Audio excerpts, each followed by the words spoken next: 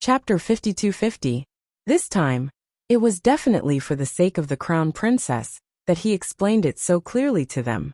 What made them even more excited was that the crown princess had been leading Fairy Huang He and the others to make the antidote for the corpse poison. They all knew about the Heavenly Pill House. Fairy Huang He was a yellow-level alchemist in the Heavenly Pill House. Everyone knew how good her alchemy skills were. And His Highness the Crown Prince also said that he would announce the official news within 3 days. This could not be a lie. His Highness the Crown Prince was a man of his word. How could they not believe what he said? They had almost been tricked by Tianyin, and had almost wrongly blamed the little crown princess. A woman immediately knelt down and sincerely apologized. Your Highness, this commoner was thinking too much just now. This commoner is brainless, and almost believed those vicious people from the Tianyin Empire. They had ulterior motives, and misunderstood Her Highness the Crown Prince Consort. Please forgive me, Your Highness. Please forgive me, Your Highness. Please forgive me, Crown Princess. Everyone hurriedly prostrated themselves and kowtowed repeatedly begging for forgiveness. This was the scene that An Wushuang saw when she arrived on a wild horse. She did not even have the time to ask, Who is causing trouble for my sister-in-law on Changle Street? Before she was stunned by the scene in front of her. Third young Master Fu urged his horse to follow behind and called out, Wife, don't be anxious.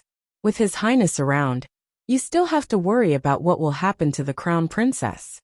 Princess Wushuang blinked, and turned to look at Third Fu. It seems like nothing happened. Third Fu nodded with a smile. I knew it. With His Highness the Crown Prince involved, anything big can be turned into a small matter, and nothing can be turned into nothing. My brother is indeed capable. Princess Wushuang nodded repeatedly, and turned to run down from the horse. Third young Master Fu hurriedly ran over and grabbed his wife's hand. He said with a smile, Wife, actually your husband is also very capable. Princess Wushuang turned to glance at him and snorted. Learn from your brother. Yes. Third young Master Fu nodded quickly, held the princess's small hand and said, Don't worry, I will definitely learn more. Princess Wushuang nodded in satisfaction, and walked quickly to Arbor's side. She smiled and said, Sister-in-law, I heard that something happened to you at the entrance of Kaidai Brothel on Changle Street. I hurried over to take a look. What can happen to me? Arbor snorted. They're just a few flies. They've been living comfortably, and want to come out and get beaten up. Princess Wushuang turned her head to look at the flies Mu Xiaoshui and Mu Jingfeng. She grinned. Oh, so that's what happened. Sister-in-law, I'm relieved that you're all right. Princess Wushuang pointed at Mu Jingfeng, who was being besieged by the Mu family. Don't worry about it. Arbor took in Wushuang's hand and said, If there's nothing else, let's go back. Stop right there. Mu Xiaoxue couldn't take it anymore and yelled. Qin Chao grabbed her back, his brows furrowed so tightly that they could almost squeeze a fly to death. The current situation was very unfavorable to them. If they rashly made a move against these people, he might not be able to win. This Mu Xiaoxue still dared to provoke them at this time. She really wasn't afraid of death. Mu Xiaoxue had truly lost her mind from anger. Originally, at this time, she would hide like a quail. Later, when no one was paying attention, she would quickly beg Zithergrass to take her away. However, she really couldn't tolerate the anger in her heart. Chapter 5251. How could this arbor be so abominable?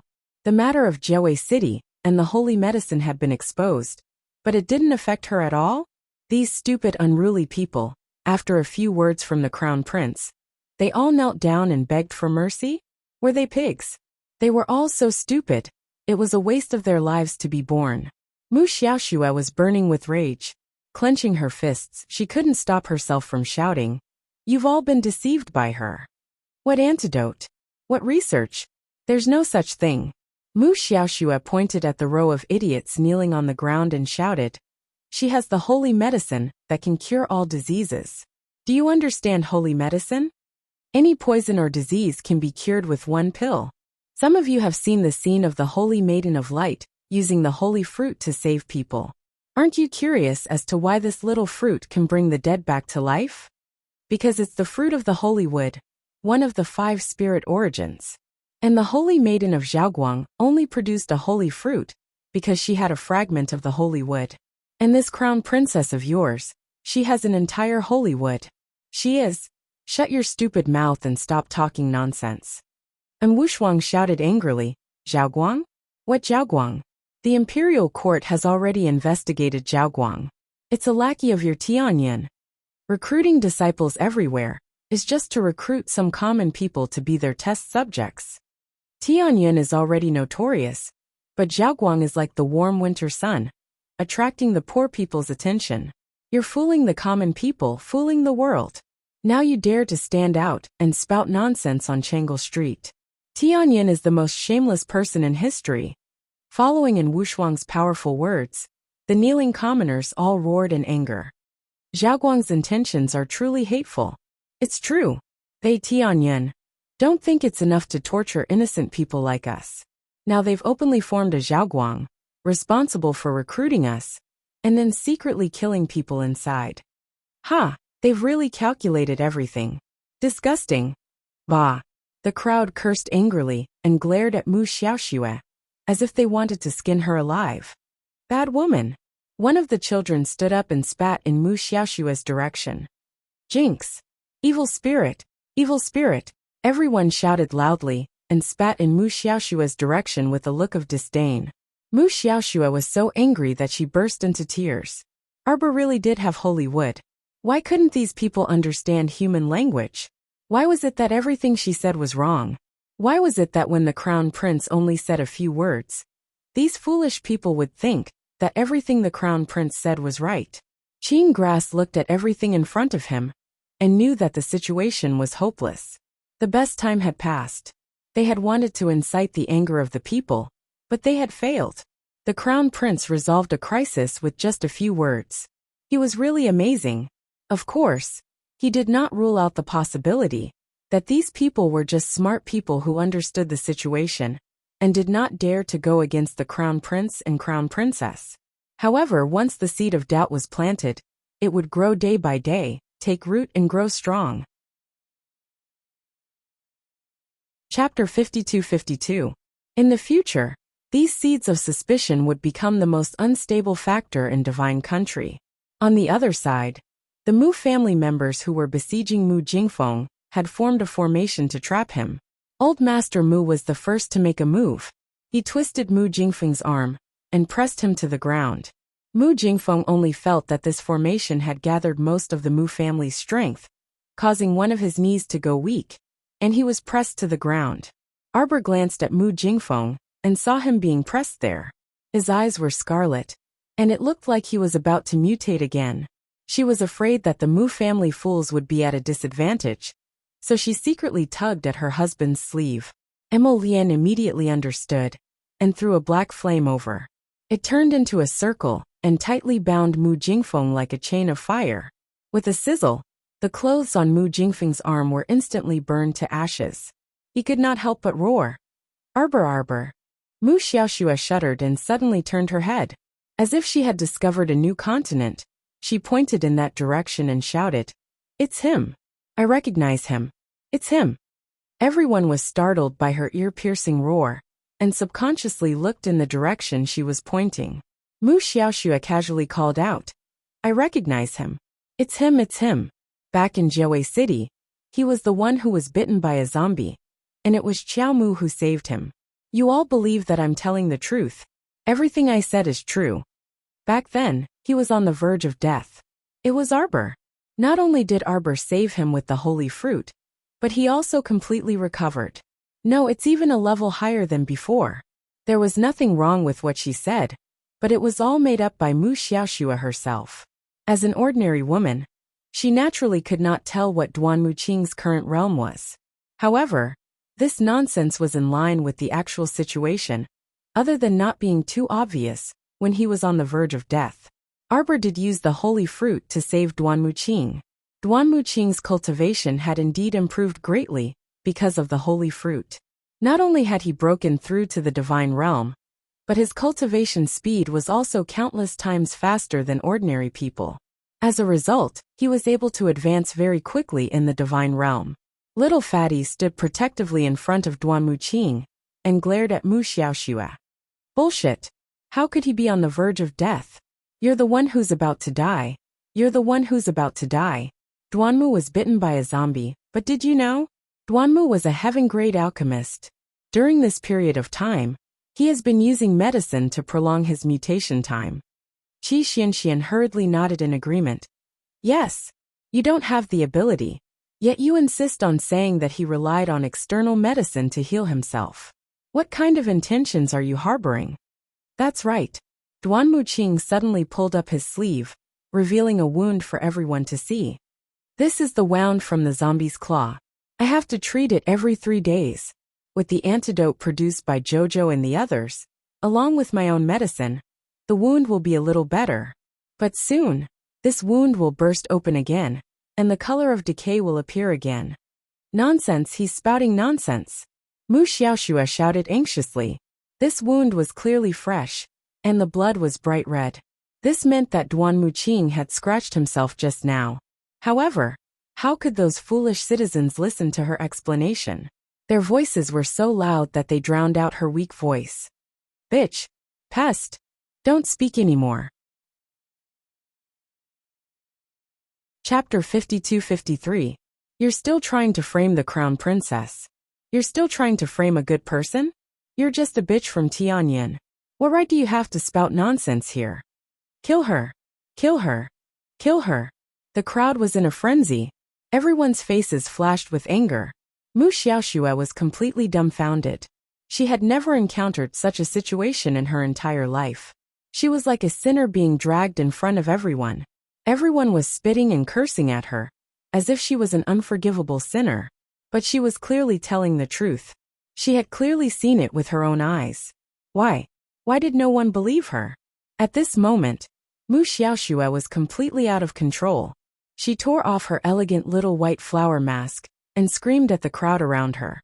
But no matter how loud she screamed, she could not drown out the voices of the crowd. Her voice was completely drowned out by a few people's shouts.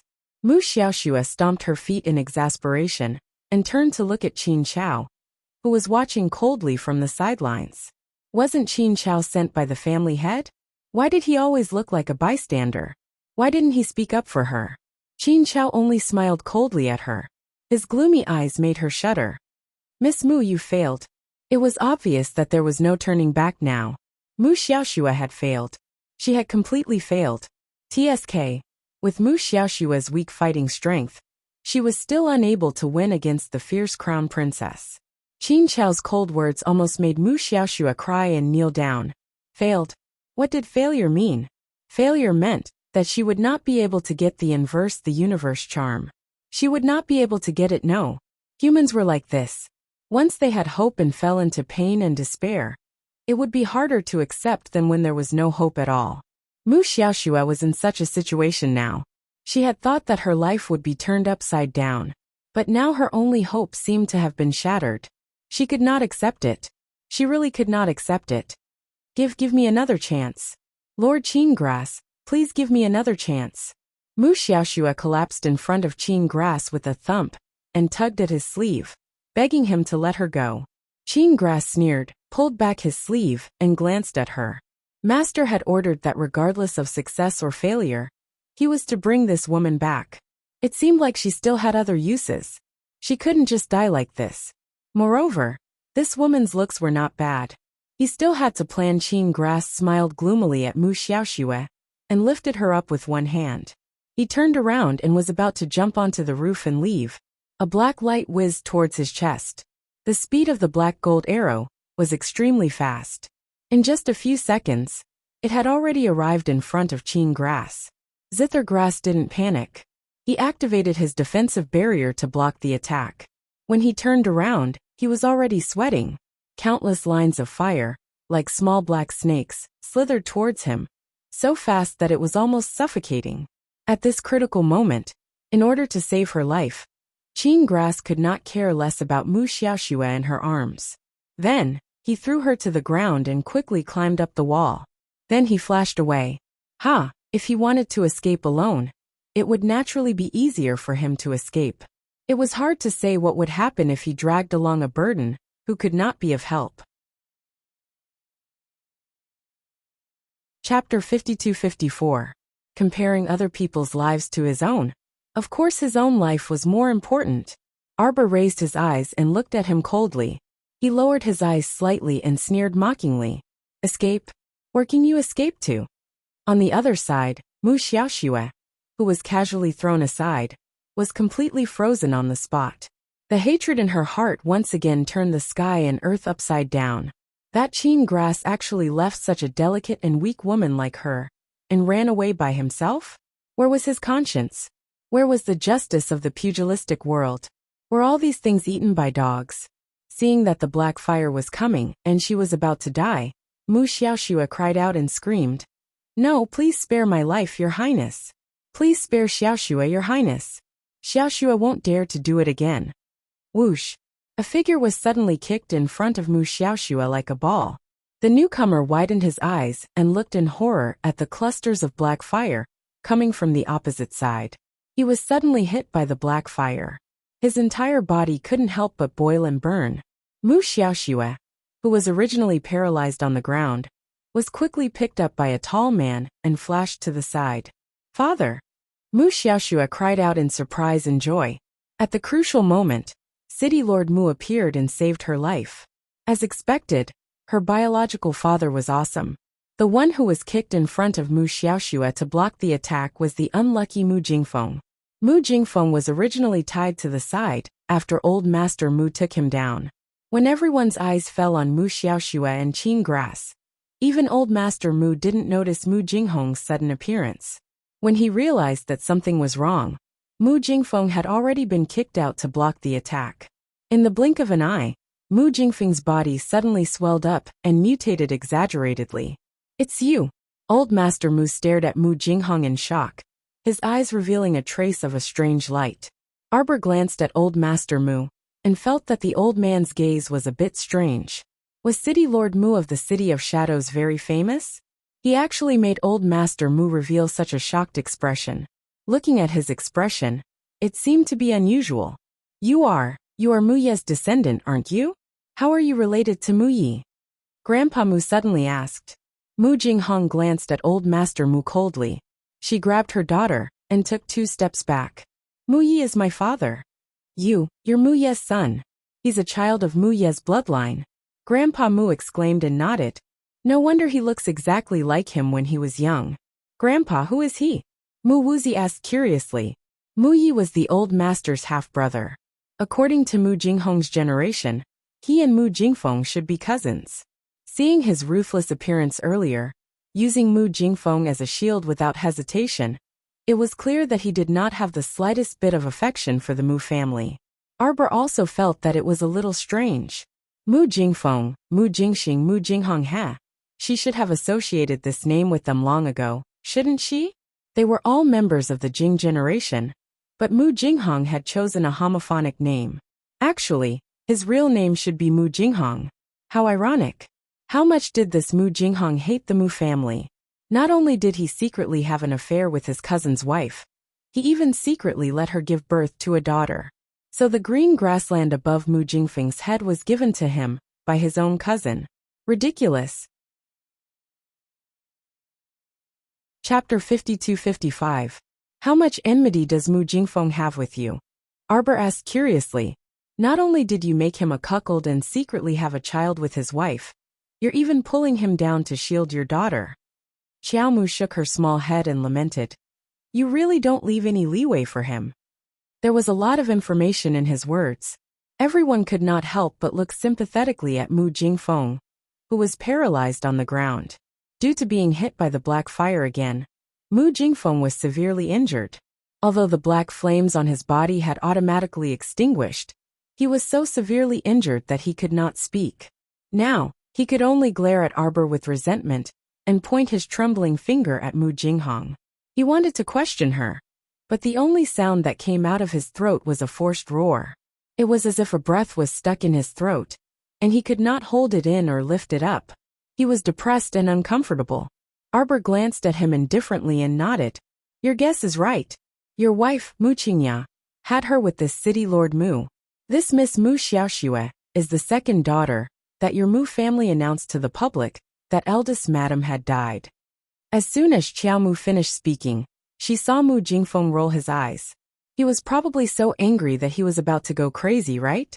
From the looks of it, he might not be able to open his eyes again if he were to turn his back on it. Arbor gave Yuba a look. The hidden guard walked up and flipped Mu Jingfeng upside down, reaching out to give his back 2 heavy massages. Mu Jingfeng let out a long sigh, and his complexion looked a little better. Old Master Mu looked at the absurd scene before him and sighed. Mu Yihe, you have no right to mention my father. Mu Jinghong snorted and pointed at Old Master Mu.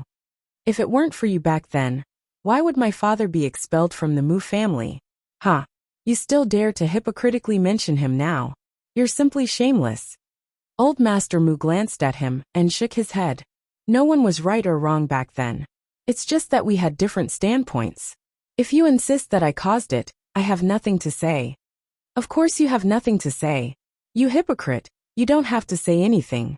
Just remember that I, Mu Jinghong, am at odds with your Mu family. Mu Xiaoxue looked at Mu Jinghong in a daze, then looked in the direction of the Mu family. Father? If that was the case, was her surname also Mu? Shishi and that Qiao Mu were actually cousins? Jojo was also a little surprised.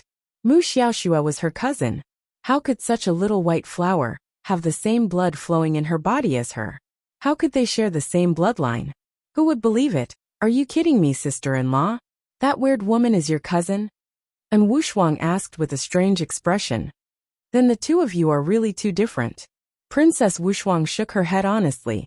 If I hadn't seen and heard it with my own eyes, I wouldn't have believed it. Little sister-in-law's martial arts were peerless, and the universe was invincible and adorable, while Mu Xiaoxue was a cripple who couldn't cultivate. The difference between them was like heaven and earth.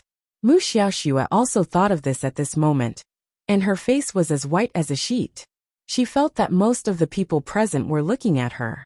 They were laughing at her. As the daughter of a talisman aristocratic family, she couldn't even compare to half a strand of hair of a sex eldest miss. Chapter 52-56.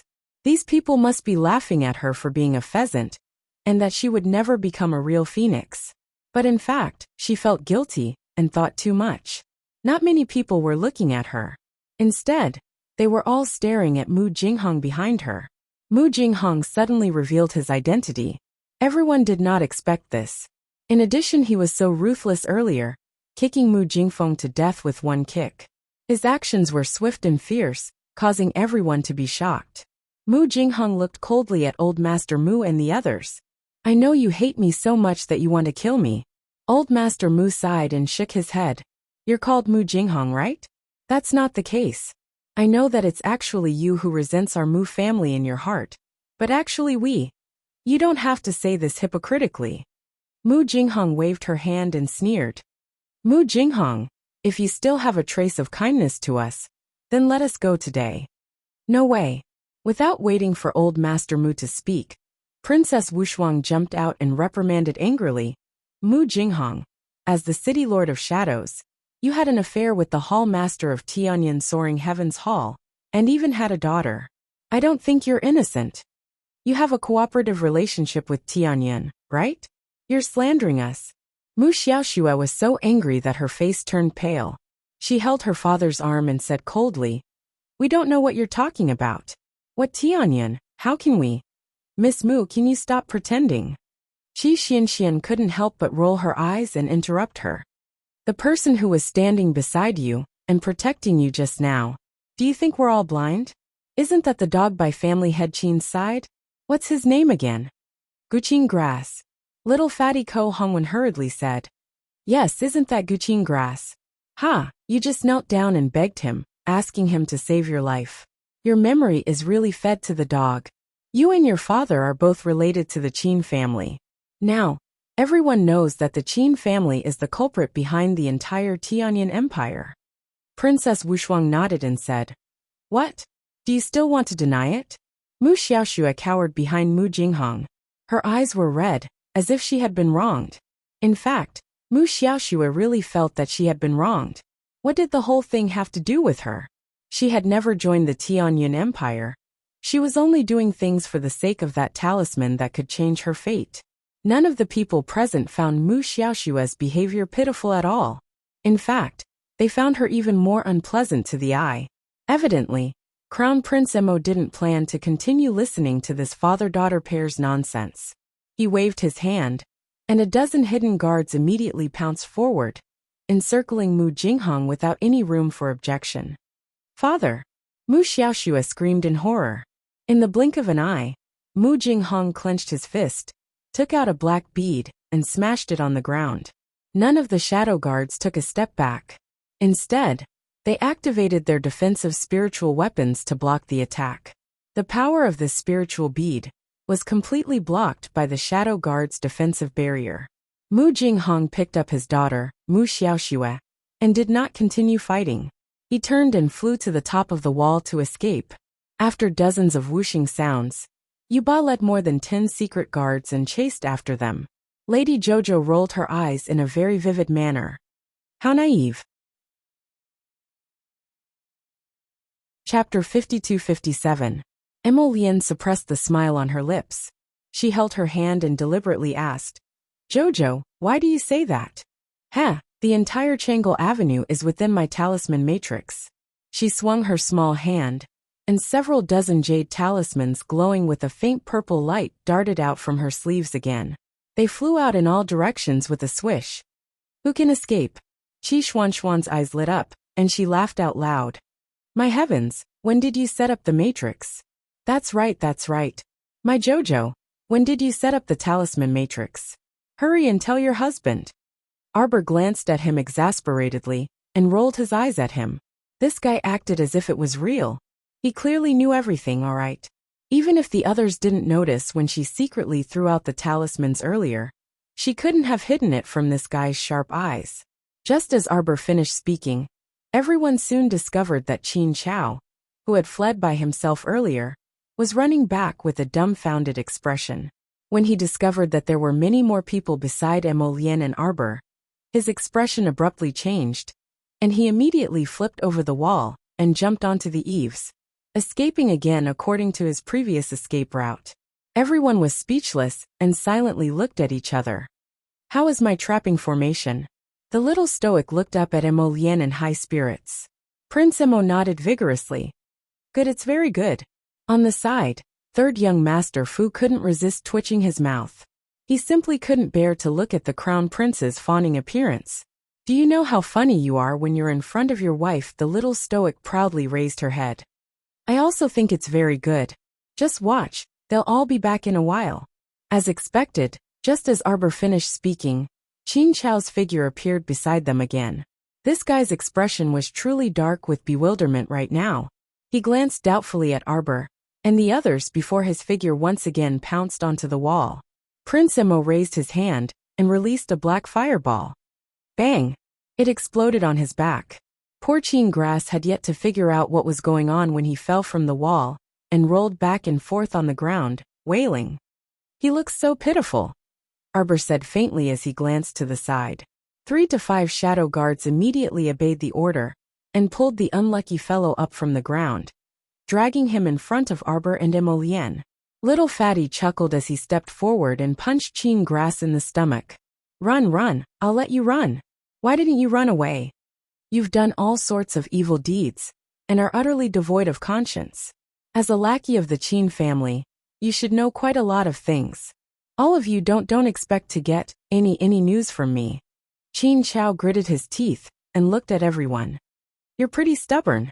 Little Fatty grabbed the man and turned to Arbor. "Can I soul search him?"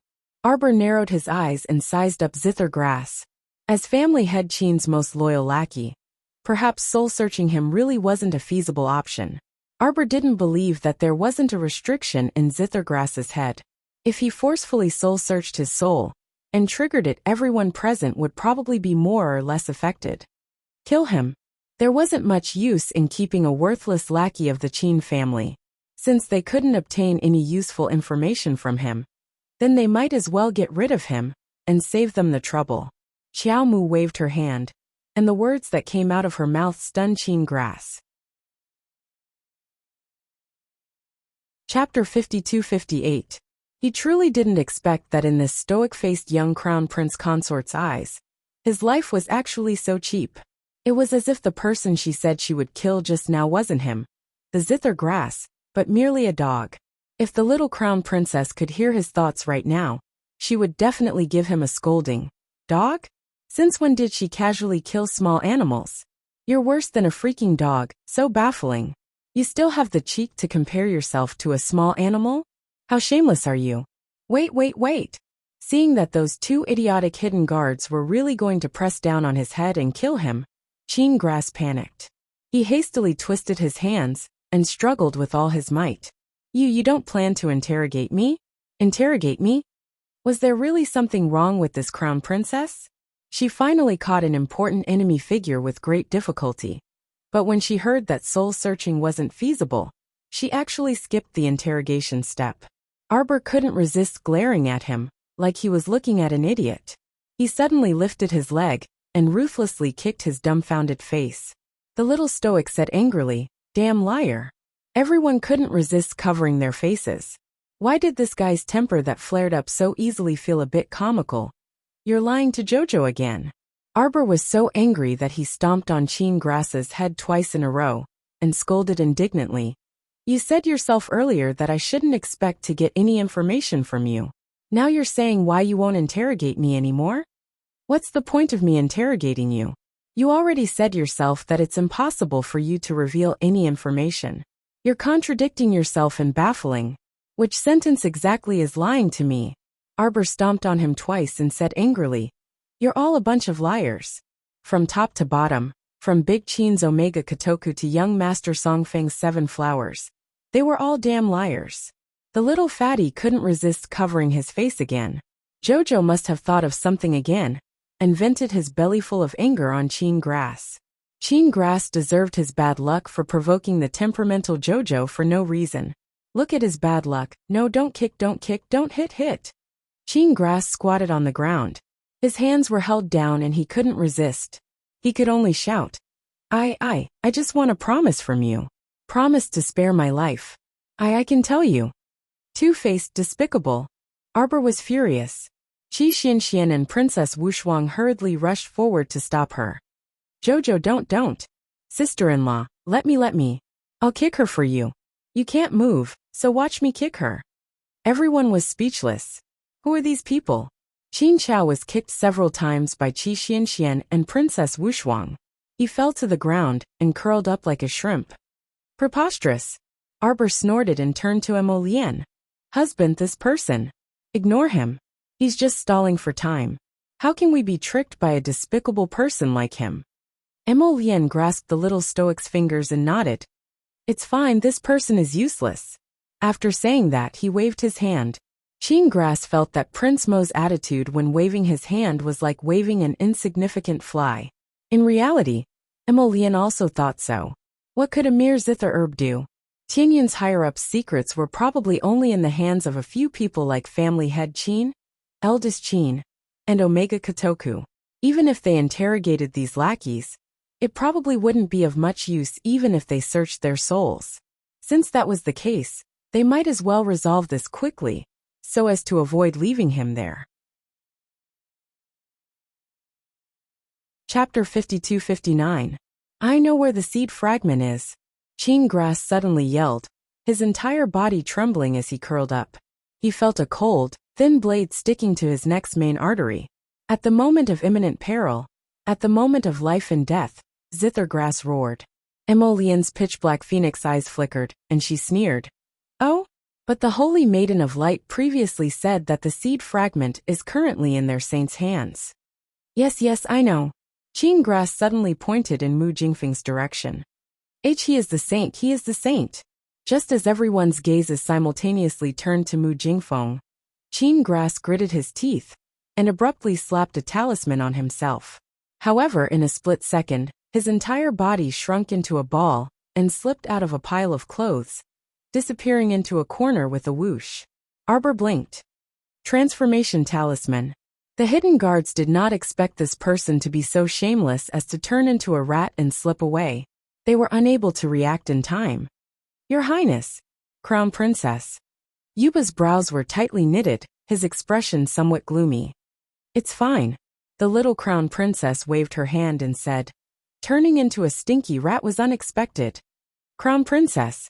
A hidden guard swiftly came to everyone's side and bowed. Please go to the tea house at the end of the street to take a look.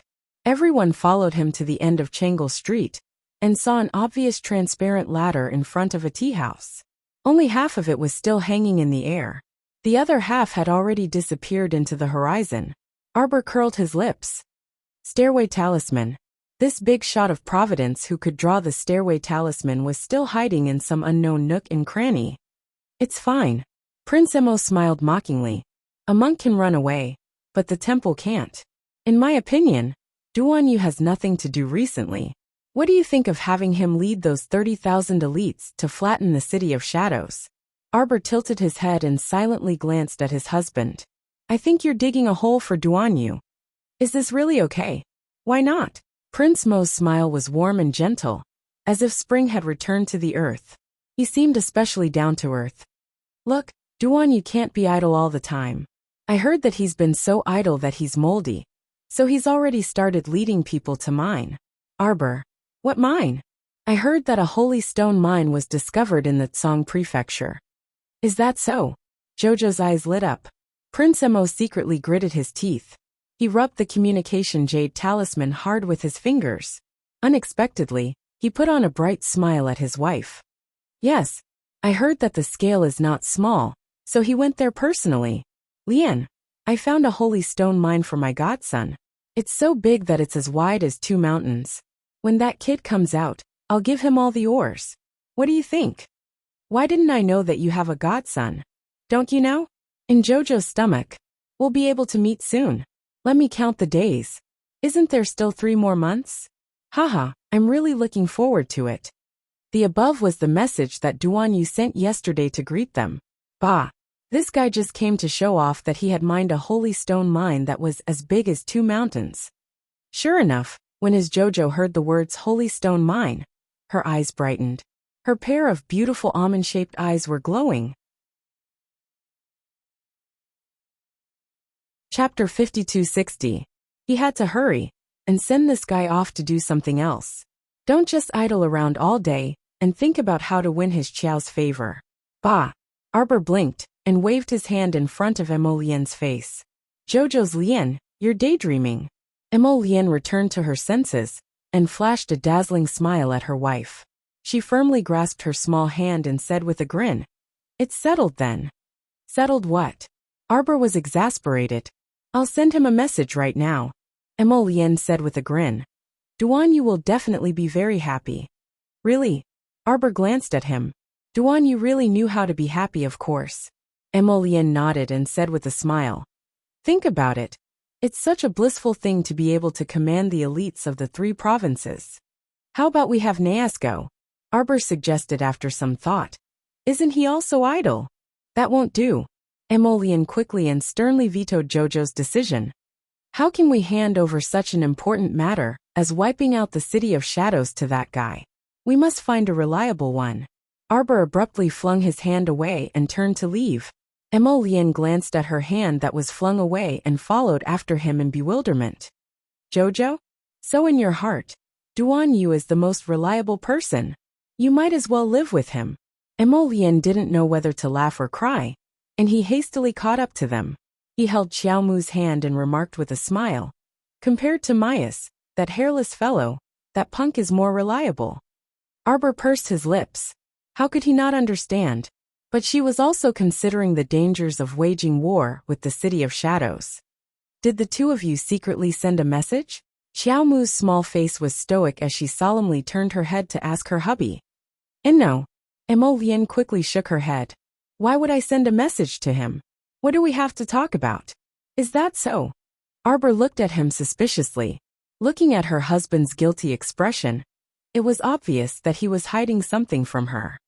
Don't tell me you 2 are up to something big again, and are hiding it from Jojo. Arbor suddenly felt that the 2 of them were up to something. After all, it wasn't their first time. The first time was unfamiliar, the second time was familiar, and the third time was natural. No. Emolienne shook her head repeatedly. She blinked and said, "Don't worry. I've copied the quote 100 times. I've memorized every line. I won't do it again." "It's good that you know." Mr. Jojo stuffed the book back into his pocket and glanced at Emolienne. "If you do it again, you'll have to copy it 1,000 times. You can't enter my room for a month." Emolienne's handsome face immediately turned bitter. "Achoo! Your Majesty, don't read by the window. Did you catch a cold?" Yuan Zhen took out a blanket and handed it to Duan Yu, who was sitting by the window. Duan Yu tossed the blanket aside and said exasperatedly, "With my cultivation, do you think I could catch a cold?" He was already warm in winter and cool in summer, regardless of whether it was the scorching summer or the cold winter. It had no effect on his constitution. As a mid-stage godly venerable realm cultivator, he could completely ignore the outside world's environment. Yuan Zhen was both amused and annoyed. He nodded and said, "If that's the case, then just now, Your Majesty, someone is secretly talking about us." Duan Yu casually swiped his hand and took out a jade messenger talisman. His watery peach blossom eyes narrowed as he focused on the jade talisman.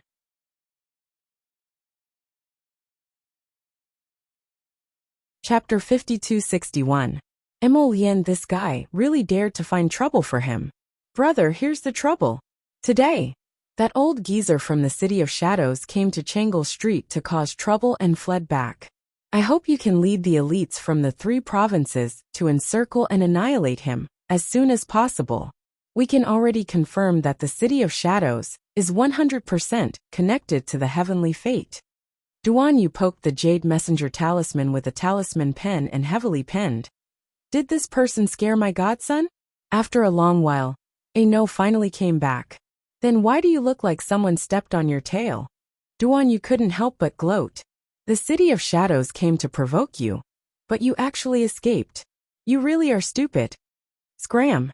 Then why don't you scram to my place first, and try to make me scram?" As Duan Yu poked the jade messenger talisman, he inwardly grumbled.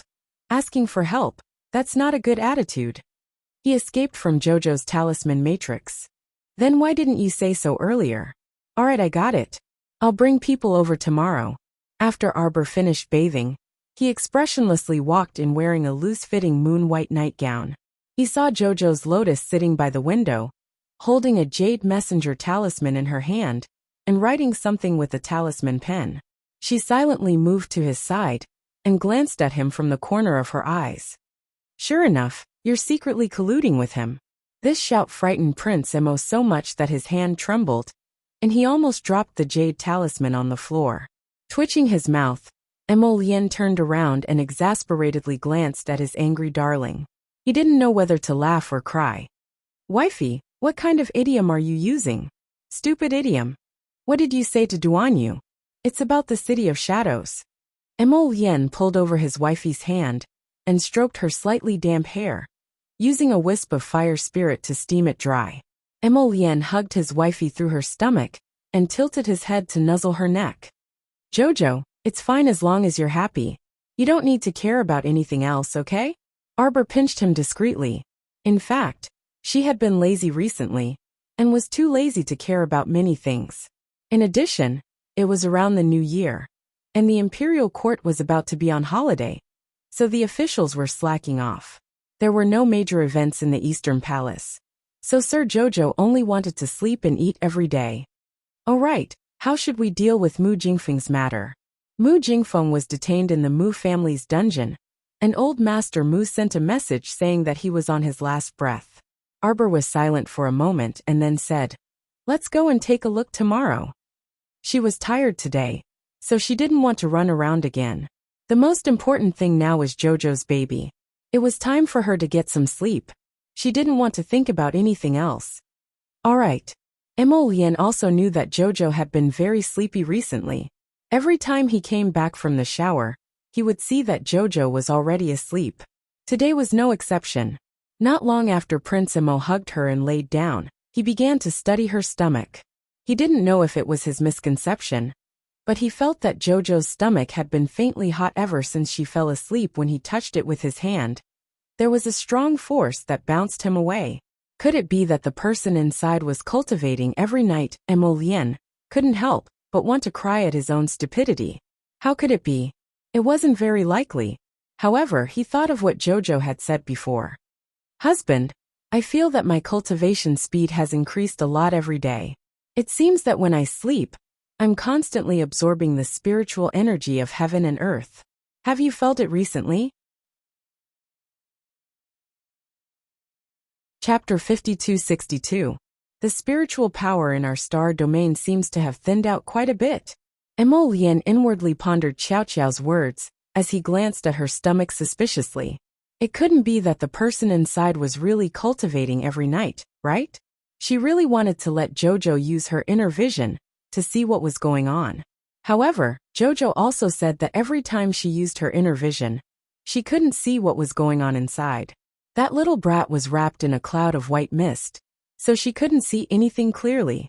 Emolien carefully placed her hand on Jojo's belly. But in less than a minute, her hand was flung away in disdain. Prince Emo secretly gritted his teeth and secretly said in his heart, I'll wait for you to come out. Arbor didn't know that this childish man was competing with the unborn baby Mo. She slept all the way until daybreak. Staring at her husband's smiling face, she was momentarily at a loss. Why didn't you answer the call today? I had an early holiday, wife. Are you happy? Are you happy? Arbor's eyes lit up. She nodded and allowed him to help her up. Your father didn't find you for this or that again. He has the ability to handle it himself. Prince Emo was all smiles as he helped her off the bed. He turned and kissed her little face. Jojo, let's have a sumptuous breakfast. Emolien personally cooked for breakfast. She made fish porridge, which was boiled with colorful divine fish. Arbor's appetite was greatly stimulated. She ate 3 bowls in a row. Rubbing her little round belly, she muttered to herself, I can't eat anymore. Nyangqin is eating too much. Emolien's fingers paused. She looked at her little wife with a serious expression. Jojo, are you talking to baby Emo? Anne. Arbor looked at Emolien with a serious expression and said expressionlessly, He's really like you. Why do you say that? I love to eat. Arbor threw down these 2 words and slowly got up while holding his stomach. He walked towards the door. When you helped me in Kwoto village, I even left enough money for you to buy good food. The little stoic shook her head as she walked outside. I love eating too much. Alas, the daughter resembles her father. I reckon this should be a girl. Emolien. Come back, wife who likes to eat it. Emolien didn't know whether to laugh or cry as she stared at her back and hurriedly stood up. When I helped you buy clothes, shoes, and socks for 10 years in Kwoto village, weren't you the one who insisted on leaving some money for me to buy some good food? He didn't ask for it. Hey, the rest of the porridge is mine. A voice came from the side of the table. Emolien turned her head and glared at He-chun who had suddenly appeared. When did you come out of seclusion? Just now. He scooped a bowl for himself and said, Oh yeah, what were you guys talking about just now? I heard Jojo say that you like it. You're the one who likes it. Your whole family likes it. After quickly drinking 2 bowls of porridge, He-chun moved out the door and shouted, Hey, where are you guys going? Bring me along to play. At this time, Arbor had already lightly jumped onto the carriage. Beside her, Saishio hastily supported her. Crown Princess, take it easy. You're nervous for nothing, Sir Jojo said expressionlessly. She was a level 8 Divine Realm expert. Yet she was merely riding a carriage. These people, as her stomach swelled up, each and every one of them became neurotic. When she turned around, she saw a man dressed in red floating up and smiling at her. Jojo, long time no see. Your stomach has gotten a lot bigger. Come give me a hug. Hug your head. Emolien resisted the urge to kick him off the carriage and shouted, Go to the Mu residence. Chapter 5263. So fierce. The venerable peach blossom immortal glanced at Emolien and humphed before docilely sitting properly in the carriage. Then he took out a jug of wine from his inner world and said as he drank, Jojo, Emolien has been fierce to me this whole time. Arbor fiddled with the jade bracelet on his wrist and glanced at Lotus. Don't be fierce to him. Meanwhile, Emolien was currently ducking into the carriage with his head lowered. Then he saw his wife rub his head and say earnestly, Don't always quarrel. Sigh. I really feel vexed on your behalf. Ma Shurchin nearly spat out a mouthful of wine and choked on his laughter. He couldn't resist teasing. Did you hear that? Jojo told you not to bully me all the time. Emolien wished for nothing more than to spit in his face. Could this stinking shameless guy be any more shameless? Scram. The latter gave him a sidelong glance and directly leaned back. I won't. When Arbor saw the two bickering there, he simply took out a book from his inner world and silently read it. Men. They were just this kind of comical creatures. They could wear the same pants when they were on good terms, but their noses and eyes didn't match when they were angry. The little stoic sighed ruefully. The two people looked at each other and laughed at the same time. Jojo, you're holding the book upside down. A certain Jojo, who was pretending to read the book, quickly flipped it back and expressionlessly said, Don't disturb me while I'm reading. Be quiet. Oh. Ma Shurchin nodded, but he couldn't resist saying a second later, Jojo, look, do you think I've changed in any way? Can you tell Jojo? Arbor examined him from head to toe several times before saying in all seriousness, You've become more beautiful. Emolien, a certain person, who was waiting for praise, abruptly widened his eyes and stared dumbly at Arbor. The little stoic wasn't just casually complimenting him. When Rotten Peach Blossom came out of the star field, she was indeed more handsome. It was as if her entire body was covered in a layer of light. Her entire person was shining. Emolien. Why? Your wife teased me. Bah! Emolien brushed him an irritated glance. She then pulled the stoic's small hand and said seriously, Jojo, Rotten Peach Blossom has advanced. Advanced? Arbor looked at him again, then pursed his lips. How would I know if he advanced or not? This fellow's cultivation was much higher than hers, so how could she know that this fellow had advanced? No wonder he looked like he was shining. It was because of his advancement. Arbor suddenly understood. Are you in the divine venerable realm now? Arbor looked at them in surprise. A certain Peach Blossom nodded furiously at the side. I didn't expect this. She really didn't expect that her cultivation, which hadn't broken through for so many years in the holy domain, would actually break through in Jojo's star field. Of course, many holy stones played a role in this, as well as the Phoenix Springs assistance. But overall, the star field contributed the most. And the star field was merely a divine realm.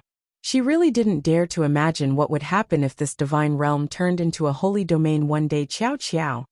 I feel that if this divine domain of yours is transformed into a holy domain, it might be more suitable for the cultivation of a transcendent realm. Then Ji Chen pointed in the direction of the sky. Than that old holy domain. The little stoic raised her chin, feeling a bit smug. Of course. Didn't she see whose portable divine realm it was? Those people outside, including Mu Qingyao from Tianyan, probably thought that she only had a portable divine realm.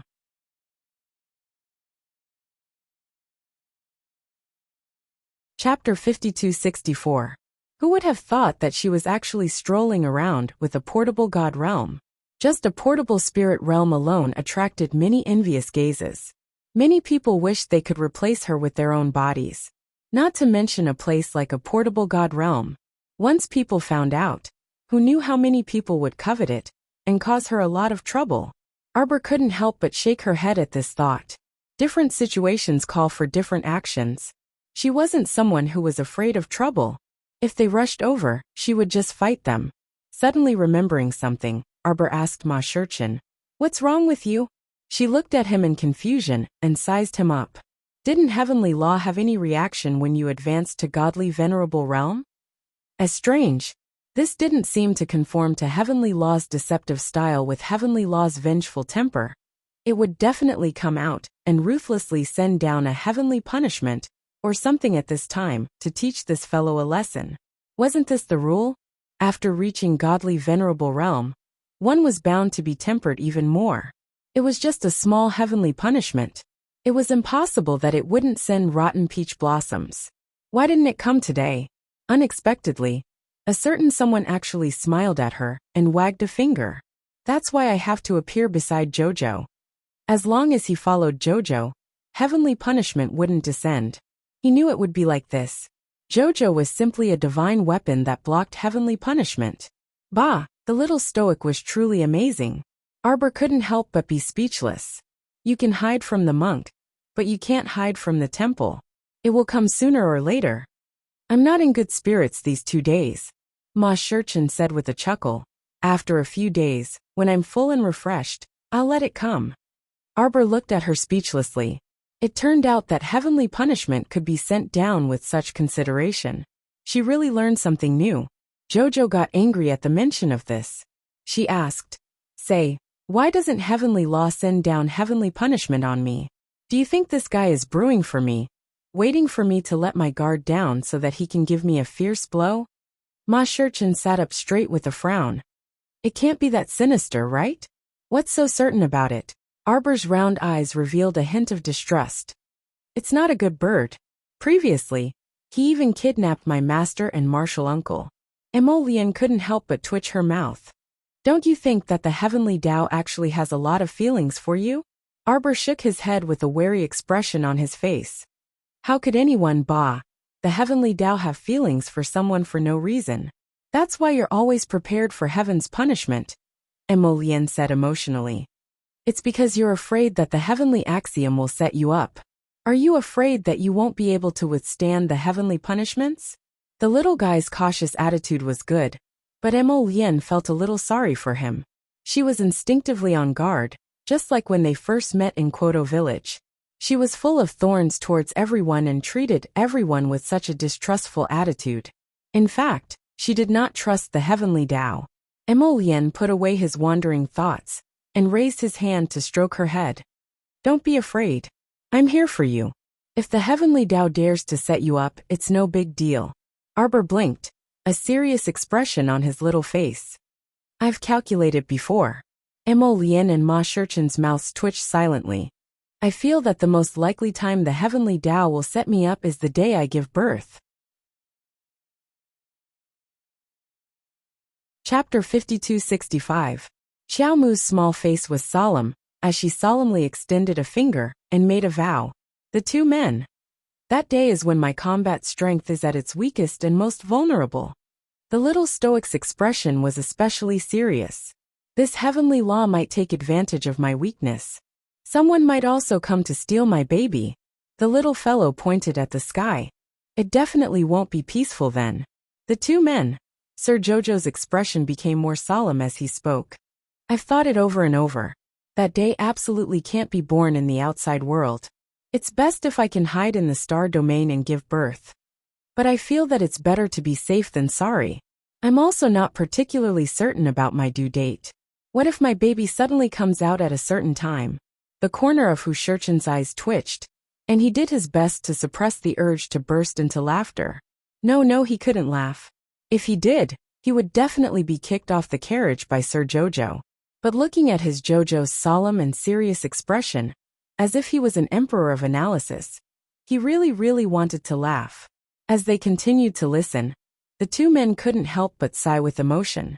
Jojo was really looking forward to the birth of the baby. She had almost rehearsed everything once. She had thought about all the unexpected situations during the labor process again and again. It was really tiring. Emolian couldn't be bothered with Hu Shurchin's candlelight flickering on the side. He pulled the little stoic into his arms and softly comforted. Jojo, I'm here for everything. Don't worry about those trivial matters, all right? We'll give birth in the palace. Mother has already chosen a stable wife and wet nurse long ago. Now they're all staying in the court to secretly observe. We can't bring all these people into the star domain. It'll be troublesome with too many people and too much gossip. So you don't have to worry about these messy things, okay? You just have to be happy and cheerful every day. Then at a certain point in time, the baby will suddenly come out. Emolian repeated her words as he looked at her seriously. Then make it come out quickly. Don't dawdle. Get out here right now.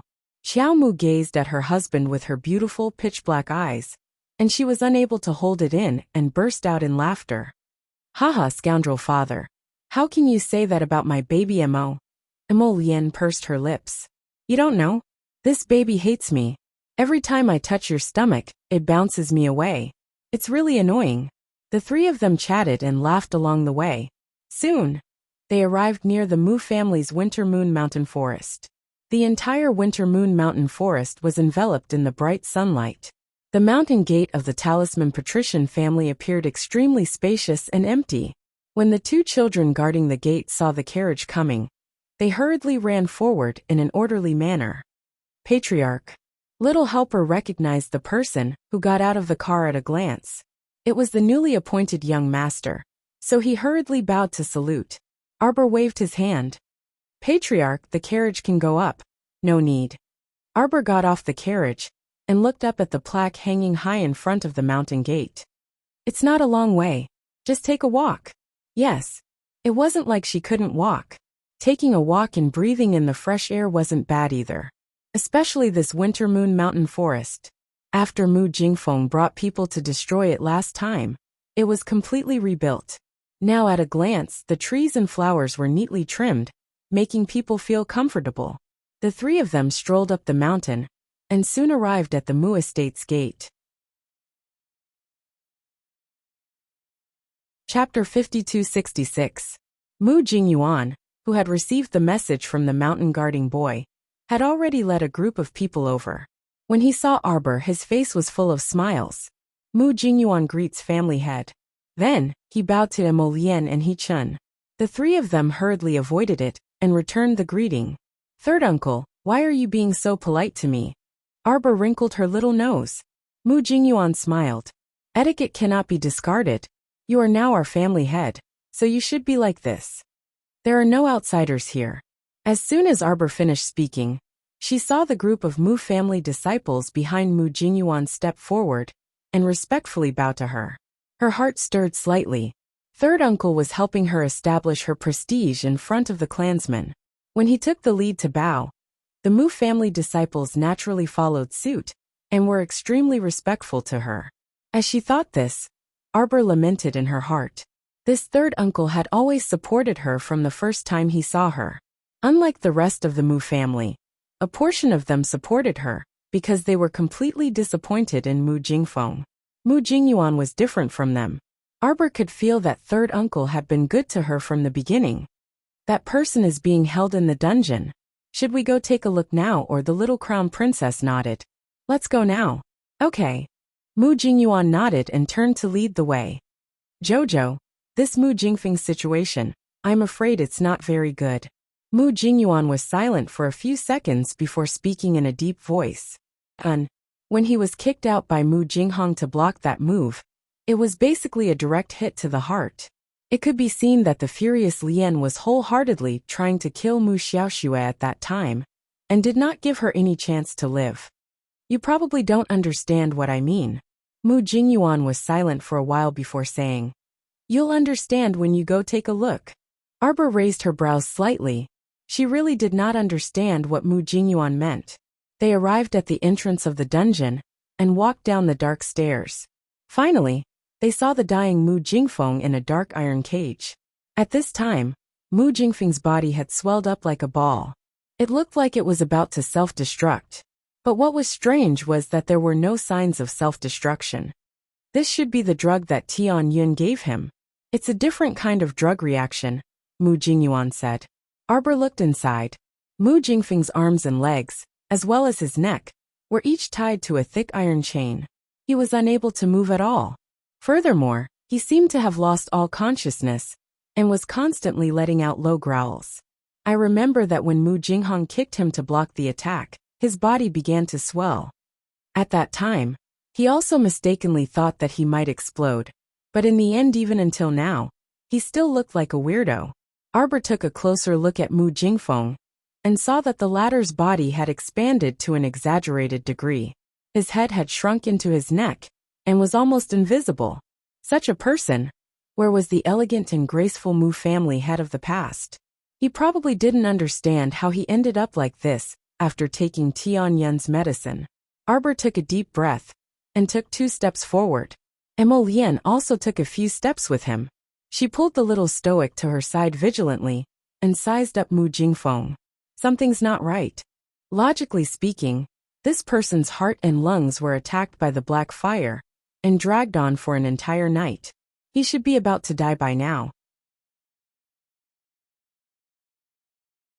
Chapter 5267. However, although he looked like he was about to die, he seemed to be hanging on by half a breath, and didn't look like he was about to die. This was abnormal, unless there was a mutation in his body. Jichen nodded. Be careful.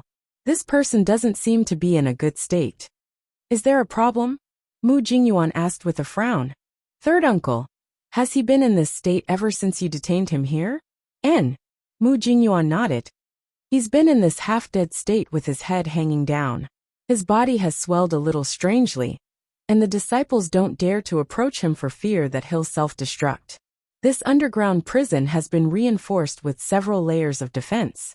Even if he self-destructs, it won't affect us on the surface. It's just that his current state is a little strange. From last night until now, he's swollen like a ball, but he hasn't exploded.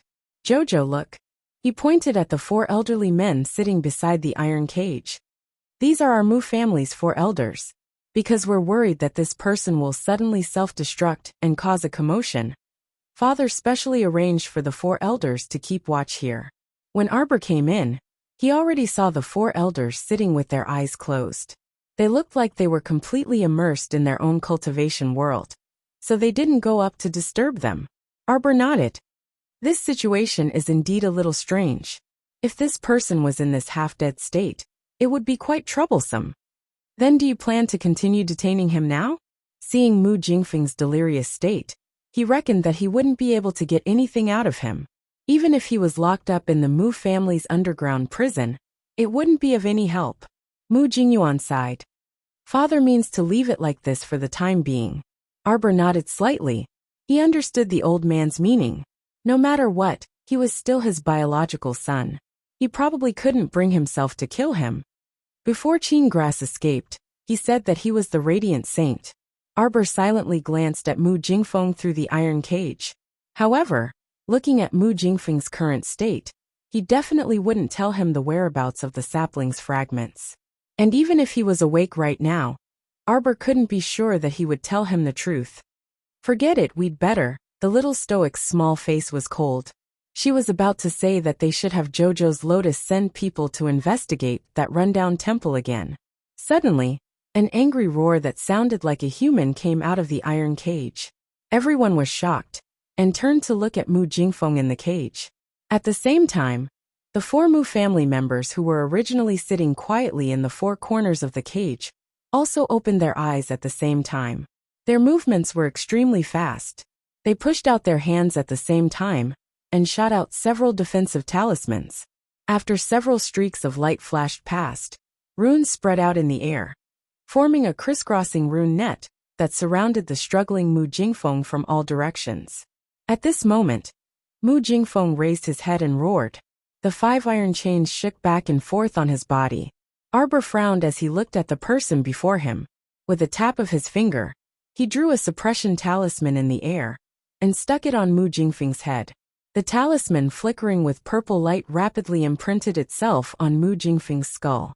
The 4 elders widened their eyes at the same time, and looked in the young crown prince consort's direction. They had long heard that this young family head was a rarely seen master of void talisman creation. Truly, seeing once was better than hearing 100 times. Chapter 5268.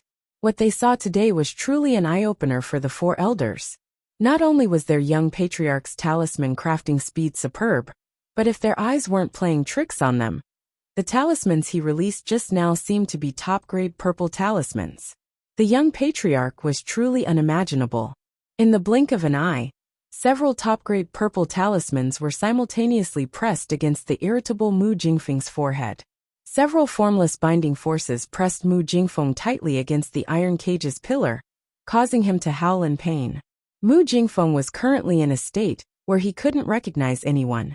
He screamed and yelled with all his might as he continuously struggled against the iron chains binding his limbs. However, his neck was also bound by the iron chain, and his body was now suppressed by several suppression talismans, so he couldn't move for the time being. Get into formation. One of the 4 elders hurriedly shouted in a low voice. At the same time, the other 3 elders erupted at the same time. The talismans in their hands converged into a formless sword, and a majestic force rushed toward Mu Jingfeng's swelling body. Wait! Xiao Mu's pupils contracted and she abruptly shouted. However, the elder's momentum was already set, so how could they withdraw in time? The formless sword's force instantly struck Mu Jingfeng's body, which had swelled into a ball. In a split second, a loud boom was heard. Mu Jingfeng's ball-like body suddenly emitted rays of light, as if his body's insides had been pierced, and he suddenly leaked air. Upon seeing this, Arbor hastily signaled Emolien, and he Shurchen with his eyes. The two waved their hands at the same time, and a defensive barrier was erected. At the same time, Mu Jingfeng's limbs and body were rapidly elongating and growing uncontrollably. His throat emitted loud noises as his head drooped abnormally. All the bones in his body were making crackling noises. The four Mu family elders quickly retreated to Arbor's side, their eyes shining. Is this a mutation? However, Mu Jingfeng's mutation was a bit too ugly. Not only was his entire body constantly growing, but his limbs were also withering like grass. The flesh on his body was doing its best to shrink, and his body was becoming increasingly withered and dark. His skin was practically black. What's going on? Mu Jingyuan asked in astonishment. Did he really take some medicine from Tianyuan? Arbor was also puzzled by the situation. The mutated zombies I've seen in the past seem to be better than this. Yuan Shurchen clicked her tongue and said softly, "Isn't that so? At the very least, after the transformation, he more or less looked like a human. Look at him. He doesn't look like a god anymore." Mu Jingfeng, on the other hand, no longer looked like a human. His limbs were like black branches, and his head had shrunk to the size of a fist. His entire body was trembling strangely. If he was as fat as a ball before, he was now as dry as a noodle. Hu Shurchen flicked an arrowhead made of wood spirits through the barrier. The wooden arrow hit Mu Jingfeng's body with a thump, but was suddenly deflected away. The wood's spiritual energy was unable to harm Mu Jingfeng in the slightest, only leaving a scratch on his shriveled black body. As a result, even Emolien couldn't help but be shocked. After all, that was the power of someone who had just entered the godly venerable realm. Although Rotten Peach Blossom had only used a negligible 20% of her power, Mu Jingfeng's body was still very sturdy. However, Mu Jingfeng's hard skin was a little out of her expectations. Was his entire body covered in a layer of armor? Xiao Mu's eyes shifted, and she pointed out with her finger. Countless ice needles flew towards Mu Jingfeng with a whoosh. Chapter 5269. At this time, Mu Jingfeng was already unconscious. As he slapped with his black palms, he occasionally let out unpleasant roars. Arbor's ice needles shattered one by one in his withered black palms, turning into transparent water traces that disappeared into Mu Jingfeng's skin. The little stoic calmly pursed her lips and suddenly released a blue spiritual fire with a wave of her hand. Mu Jingfeng forcefully swatted away the blue flames with a bang. However, at the same time, that cluster of flames strangely rose with the resplendent blue radiance in his palm. Mu Jingfeng's body shook wildly as he slapped the walls everywhere while howling. Fortunately, this dungeon had been reinforced countless times, so it didn't budge even when he randomly crashed around like this. Arbor's eyes flashed, and he pointed at Mu Jingfeng. Burn it." The four elders moved their lips and looked at Arbor hesitantly. However, Arbor simply didn't look at their expressions. On the other hand, Mu Jingyuan, who was standing on the side, said indifferently, "He's no longer our previous family head Mu Jingfeng. He's already been transformed into a powerful monster by heavenly fortune. He only has himself to blame for being treated like this by family head." The elders couldn't help but sigh softly. As if they had thought of something, they remained silent and didn't speak. While they were conversing, Ma Shurchen flung out several dozen wood spirits, which instantly formed a net and enveloped Mu Jingfeng from head to toe. Emolien flicked out 7 to 8 clusters of black flames, which landed on Mu Jingfeng's pitch-black body. Everyone immediately heard him let out inhuman howls. Arbor's small stoic face was calm as he expressionlessly looked at the monster enveloped in black flames. Not the slightest ripple could be seen in his heart. It was as if what was being burned right now was nothing more than a piece of charred charcoal. He couldn't blame anyone for reaching this stage today. If he wanted to blame someone, then he could only blame himself. Why did he believe in heavenly fortune so easily? Why did he join heavenly fortune? Why did he take heavenly fortune's so-called medicine that could mutate his body? This kind of mutated pill might allow him to reach the heavens in a single bound, but it was more likely that he would sink into a sea of bitterness and be consigned to eternal damnation. There are so many people in the world, so why did you have to try this kind of abnormal pill? He had to be responsible for the path he had chosen. He had to bear the consequences and responsibility for all his actions.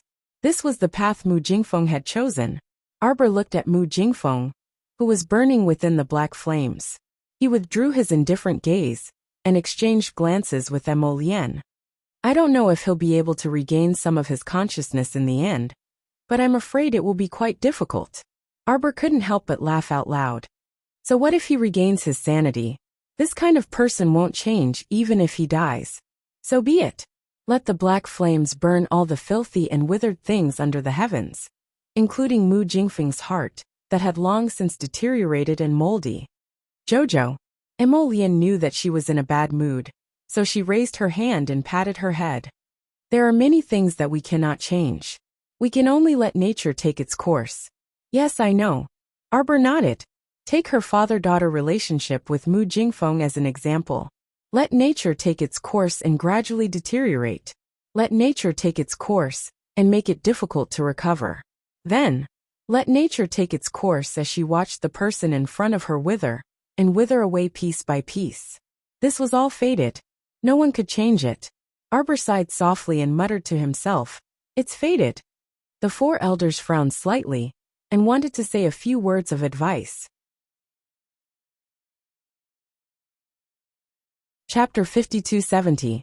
However, she also felt that she didn't seem to have any standpoint. After all, Mu Jingfeng had been targeting this current young family head from the start, and had never treated her as a daughter. Hence, there was no father-daughter relationship to speak of right now. Did Mu Jingfeng's mutation fail? Yuan Shurchen couldn't help but ask. Emolien nodded hesitantly. If the mutation succeeds, it should be like the zither-playing corpse puppet? I'm afraid that Tianyun's medicine depends on fate. If the mutation succeeds, perhaps you will obtain one or even many special abilities. Perhaps no one could match Qiao Mu's understanding of the heavenly fate. I think Jojo's words make sense. Yuan Shurchen pondered and said, Tianyun isn't stupid, right? He definitely hopes that more people in the organization can become stronger, and Mu Jingfeng's situation, it should be developing in the opposite direction. However, as Lien said, Mu Jingfeng's corpse puppet isn't even comparable to the zither-playing corpse puppet we encountered before, which has its own thoughts and special abilities. Everything depends on talent. Yuan Shurchen was somewhat gloating. It's also fate. This shows that his talent might really be mediocre. If Tianyun finds out, he'll definitely scold him for wasting a precious pill. The Qin family has a good plan, Arbor said indifferently. That old man Qin thinks that if Mu Jingfeng's mutation succeeds, he might be able to control Mu Jingfeng and once again take over the Talisman Patrician family in Divine Prefecture. The four elders widened their eyes at the same time. Tianyun actually still harbored such thoughts? Truly terrible. Previously, they actually sympathized with Mu Jingfeng, feeling that it was indeed a bit desolate for him to be dealt with by his own daughter like this. Now that they thought about it, they really shouldn't have thought that way. This Mu Jingfeng deserved it. As a member of the Mu family, he didn't think of seeking benefits for the Mu family's disciples, and instead thought of harming the family all day long. He truly deserved to die. Just like how he controlled Prince Feline. Tianyun originally planned to use Prince Feline's identity as a starting point to control the entire Divine Prefecture. Emolien couldn't help but shake her head helplessly at this thought. She didn't know if she should say that Tianyun was too naive. Did they think that a little Prince Feline, a deposed prince who had left the center of the imperial court for so many years, could grasp the core of the imperial court? He had underestimated the great emperor of the divine land. Oh, the 5 iron chains on Mu Jingfeng's body had all been melted by the black flames. But at this moment, his mutated black body was bound by the wood spirit's large net and couldn't move. He fell to the ground, with 7 or 8 clusters of black flames still burning on his body, burning him into ashes. Rebellious girl, Mu Jingfeng bellowed as he struggled. Although the voice was muffled, Arbor heard it clearly. She couldn't help but raise her eyebrows. He actually woke up. Was he awakened by the fever? Or was this the final radiance of the setting sun? Rebellious girl, Mu Jingfeng scolded weakly.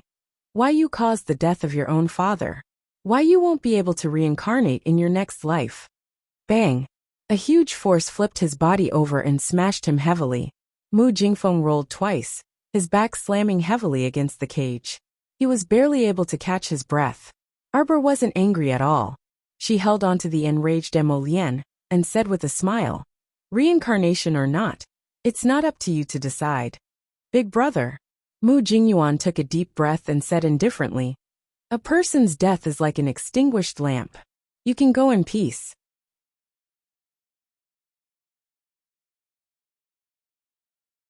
Chapter 5271.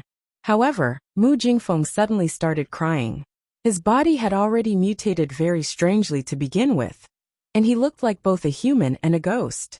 Now only howling could be heard, but no tears were squeezed out from his dark eyes. This crying indeed looked a little frightening. Arbor glanced at the thing on the ground that he did not know whether it was a human or a ghost, and his gaze coldly swept over. The 4 elders could not bear it and sighed as they asked, Jingfeng, do you have something to say? A person's words are kind when he's about to die. If you have something to say, just say it. Arbor sneered in his heart, but the cold glint in his eyes did not recede as a hint of mockery surfaced. These people were quite funny. Each and every one of them was surrounded by holy light. Those who did not know would think that they were monks from a temple, who had to be merciful. He had already been beaten to such a state, so stop putting on airs, alright? They were originally life and death enemies, and there was an unresolvable enmity between them. To Arbor, it was truly a little mushy and disgusting for him to insist on saying something before he died to reconcile. Could a conflict that had never been resolved in one's lifetime really be able to repent at the moment of death and have one's heart soften? Stop joking, alright? Those were all nonsense written in those books on the market. In reality, they could not possibly exist. Thump, thump, thump. Mu Jingfeng pounded the ground again and again as he let out loud howls. Arbor turned to leave, but Mu Jingfeng's pounding became even more urgent. A dark-skinned elder immediately blocked in front of Arbor and said with a somewhat complicated expression, Family head, just listen to what he has to say. This little family head's heart was truly ruthless when it twisted. Mu Jingfeng was about to die, yet there was not the slightest bit of gentleness between her brows. On second thought, Mu Jingfeng indeed did not have the slightest bit of father-daughter feelings for her, so it was no wonder the elder sighed and earnestly advised, Jingfeng is about to die. It's fine for family head to listen to what he has to say. It's all nonsense. What's there to listen to? Arbor said coldly and glanced at the elder. Put away your thoughts of holy light. Don't put on a show of father-daughter love on the verge of death. These things, you can't see them. Ma Ancient giggled. She leaned against the iron bars and laughed. Aya, our Jojo is about to get angry. Hurry up and get out of the way. Don't block the way. Old man. Old man. Arbor didn't need to look back to hear the sound of hurried footsteps. Accompanied by Mu Jingyang, Mu Wuzi, and the others, Old Master Mu quickly walked in. When they saw Mu Jingfeng's condition, everyone couldn't help but be shocked. Mu Jingfeng slammed the ground again and again, as though he was pounding heavily on everyone's hearts. Mu Wuzi stood at the back of the crowd and carefully glanced at the young crown princess' cold expression. His heart skipped a beat. The little stoic's complexion didn't look good at all. It seemed like she was about to explode. He shouldn't provoke her at this time. If she started coughing crazily and got angry, the entire family would probably have to bear the consequences. Roar, roar. Mu Jingfeng panted heavily and crawled with his withered claws. He turned his head with difficulty to glare at Arbor. What's wrong with him? Mu Jingyang stomped his feet in anger.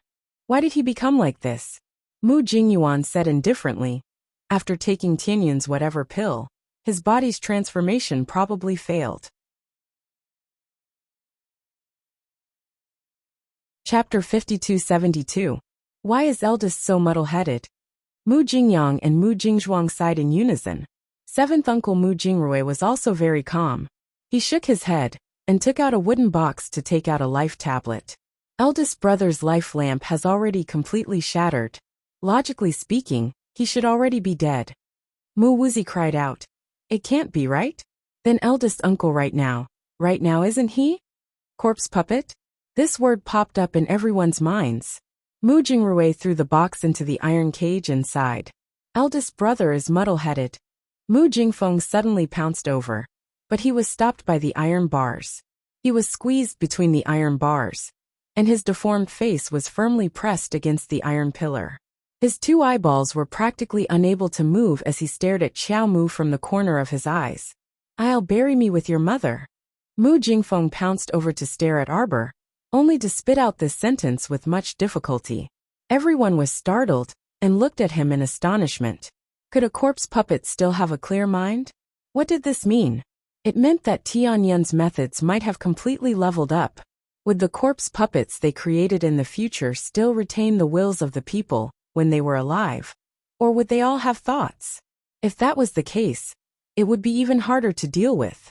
A corpse puppet's body that was impervious to swords and weapons, in addition to a brain that could think, would it be able to compete with a cultivator's world? Xiao Mu gazed at him coldly. Mu Jingfeng's mutilated and mutated body was clearly reflected in her eyes, which were only bones without a shadow of a person. Everyone saw that Mu Jingfeng, who was a corpse puppet, actually shivered in a very human-like manner. When they saw the cold light in the young family head's eyes, they all felt a chill in their hearts. Too cold. The young family head's eyes were so heartless that it was simply frightening. You're not worthy. She coldly spat out these 3 words, but each word was like a heavy hammer that ruthlessly struck everyone's hearts. That pitiful Mu Jingfeng already had no eyelids. Otherwise, his eyelids would probably tremble a bit. At that moment, even his bean-like eyes didn't move. They just stared sluggishly at Arbor. Mu Jingfeng, until the end of my life, I, my mother, will never forgive you. You don't deserve to be buried with her. Look at yourself. You're just a pile of bones and a disgusting body. Do you have the nerve to sully her eyes? Don't be so pretentious before you die.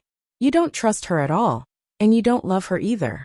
You don't deserve her from head to toe, even your hair. In this lifetime, I won't have the chance to see her one last time. The little stoic's abnormally malicious words simply shattered everyone's hearts and souls. The elders looked at her in shock. Old Patriarch Mu Tsong's hand, that was holding onto his cane, was trembling slightly. They didn't know what words to use to describe the shock in their hearts at this moment. The little stoic's decisiveness, viciousness, straightforwardness, and sternness practically suffocated everyone. When the elderly patriarch looked back again, he saw that Mu Jingfeng had already stopped trembling and was silently hanging on that metal pillar.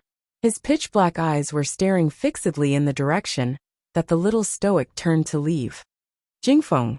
The elderly patriarch gripped his cane as tears streamed down his aged face. This was his biological son. He had raised him by his side and nurtured him since he was young. Now that he had to send off his own son, it was always sad. Chapter 5273. Arbor ran all the way out of the dungeon with a long water spirit whip in his hand. With 2 whooshes, he flattened the 2 stone statues in front of him. She clenched her fingers tightly, until her husband quickly floated over and hugged her in his arms.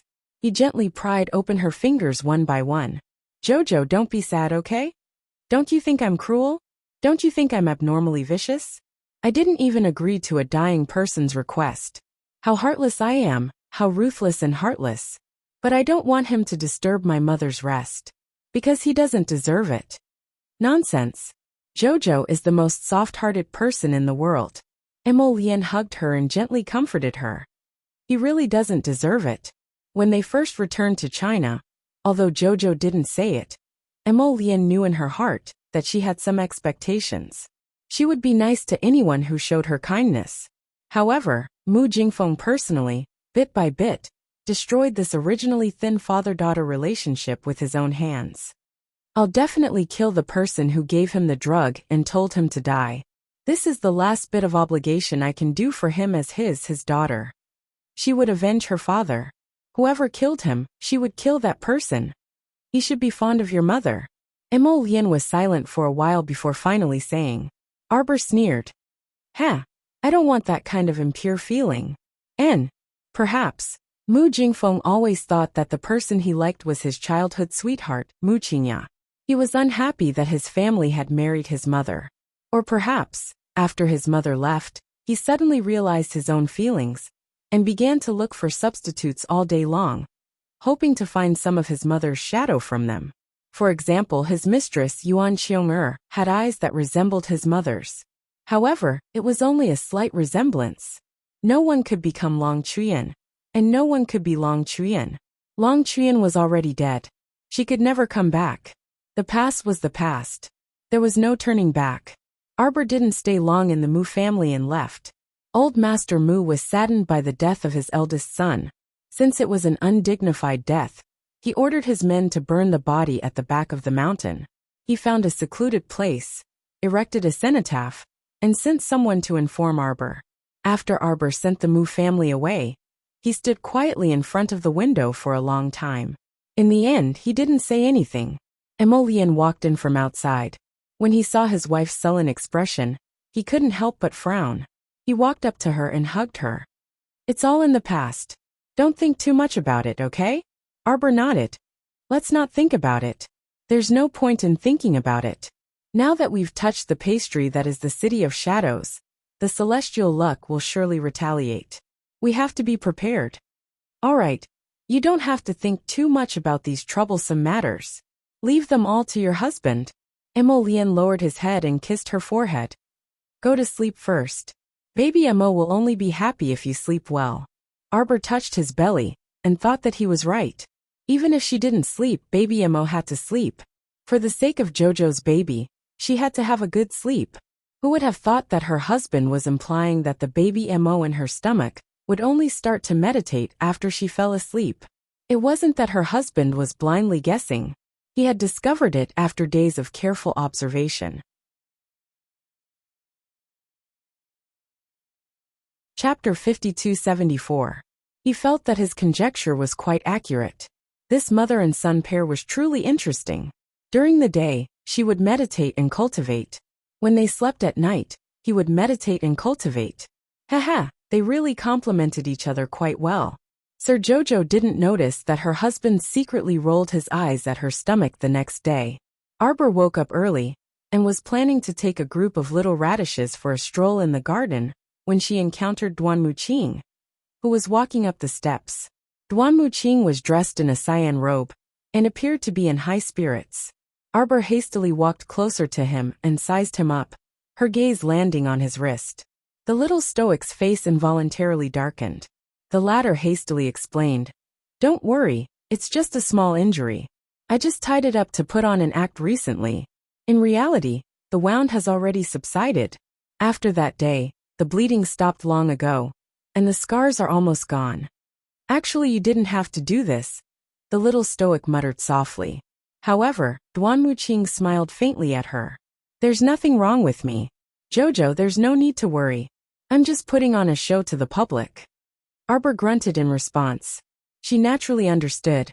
At that time, Lotus announced to the public that Yellow Crane's team was leading everyone to research the antidote under her instructions. Duanmu immediately went with the flow and cut his own wrist. He played along with Lotus's words and finished the show.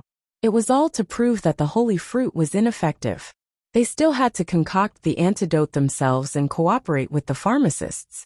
They weren't willing to see Sir Jojo become the target of public criticism, even though these targeted citizens probably couldn't do anything to her. But they just weren't willing. They weren't willing to see Jojo receive such a bad reputation. Arbor knew their thoughts, but she was still unwilling to see Duan Muqing disregard his own life every time. She glanced at him and slapped a bottle of medicine into his hand. 1 pill a day to replenish your blood and qi. Duan Muqing was taken aback and was momentarily speechless. Heavens, he had only made 2 small cuts on his wrists. With his current level of cultivation, Did he need to replenish his chi and blood in such a comical manner? It's unacceptable for a man to not cherish himself. Sir Jojo waved his hand at him and said with a cold face, "Be careful of your chi and blood." Duan Muqing had a dazed expression on his face as he watched Sir Jojo stomp down the stairs. A hand suddenly reached out from the side and snatched the bottle of medicine from his hand. "Hey, Duanmu, is that the medicine that Jojo gave you to replenish your chi and blood? Doesn't your vitality look good? Why do you need to replenish it?" Duan Muqing looked at the little fatty in front of him speechlessly. He uncorked the bottle and poured out a pill. "Since Jojo told you to take it, it must be for your own good. Hurry up and eat. Don't let Jojo worry." Duan Muqing looked at him expressionlessly. He silently took the bottle and stuffed it into his arms. Then, he stared at the pill in the little fatty's hand. "Hurry up and eat it. Don't let Jojo down." The little fatty stuffed the pill into his hand and urged him. Duan Muqing had no choice but to swallow the pill in one gulp. In the next second he froze on the spot. The word bitter was written all over his face. Heavens, Jojo was such a scammer. This was really bitter. It was the first time in his life that he had taken such bitter medicine.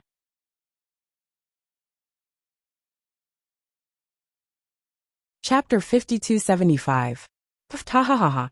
Qi Xianxian, who had been hiding at the side, suddenly jumped out and laughed wildly while slapping her thigh. How much coptis did Jojo add to the medicine that replenished Duanmu's blood and chi? It was so bitter that Duanmu was showing an expression. Jojo was so funny. Ha ha ha ha, she used this bitter medicine to punish Duan Muqing for acting on his own accord and not taking himself seriously. Qi Xianxian looked at Duan Muqing sympathetically and patted his shoulder. "Remember to take it every day until Jojo tells you to stop. Otherwise, Jojo will ignore you."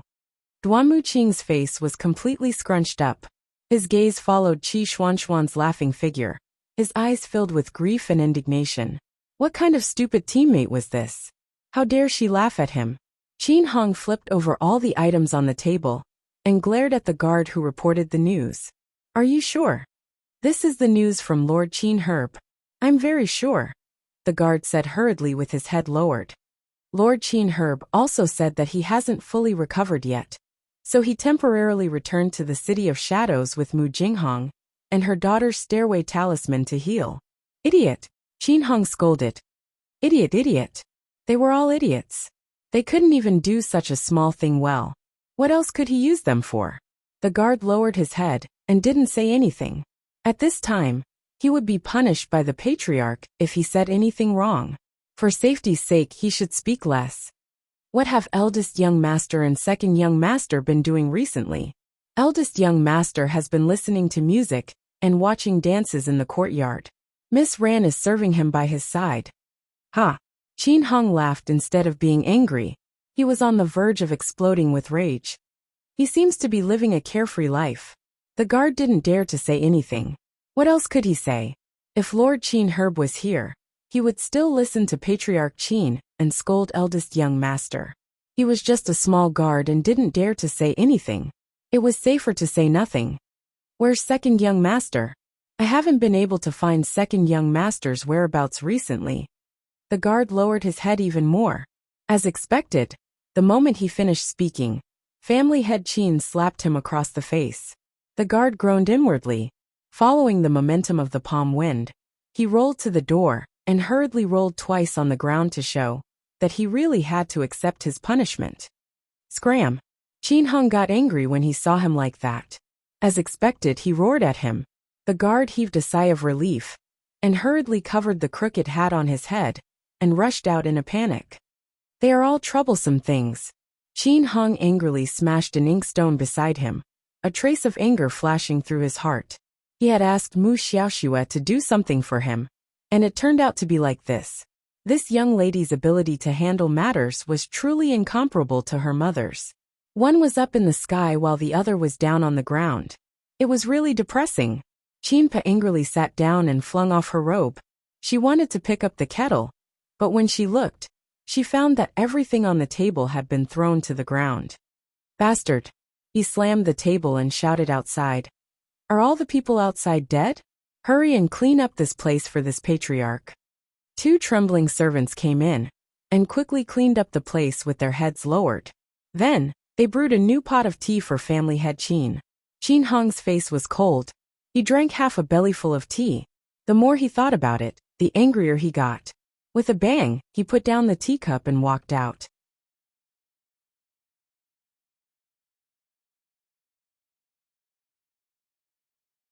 Chapter 5276. Where is eldest young master? He didn't do proper work all day, and didn't think about how to complete his mission. Instead, he mingled with some orioles and swallows. How did he give birth to such a disappointing son? Eldest young master is at Xianglan Mountain's small courtyard, the guard said with trepidation.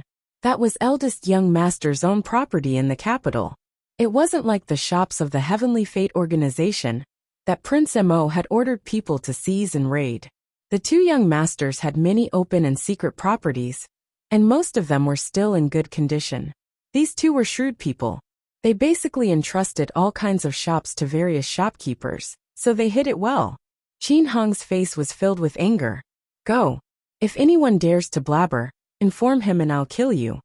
He wanted to see how carefree this eldest son of his was. When everyone saw that family head Qin was angry, they hastily followed him with fear and trepidation. In the capital, one naturally couldn't wantonly ride spirit beasts on the streets, much less ride flying beasts. Not everyone had the same privilege as the young crown prince consort. If an ordinary person dared to use a flying spirit beast to approach the capital, they would probably be mistaken for invaders. Family head Qin obediently had someone prepare a carriage, and he angrily headed for Xianglan Mountain. Xianglan Mountain was located in the eastern district near the city gate. It was neighboring to the Qin estate's original residence, but because it was separated by Xiangxin Lake, it was still quite a distance to go around. Ever since the Qin estate's Heavenly Fate identity was exposed, Prince Mo, that shameless person, directly led people to seize the Qin estate. The land within 100 kilometers of Xiangxin Lake, including all of the Qin estate's medicine gardens, incense gardens, and so on, were all included in the imperial court's assets. This stinking, shameless crown prince moved so quickly that it made one's hair stand on end. Ever since the crown prince returned from the River of Forgetfulness and entered the capital, he had already made such a big move. He swiftly seized the Qin estate, confiscated all of the Qin family's properties in the capital, and dispatched troops to guard Xiangxin Lake. Was he shameless?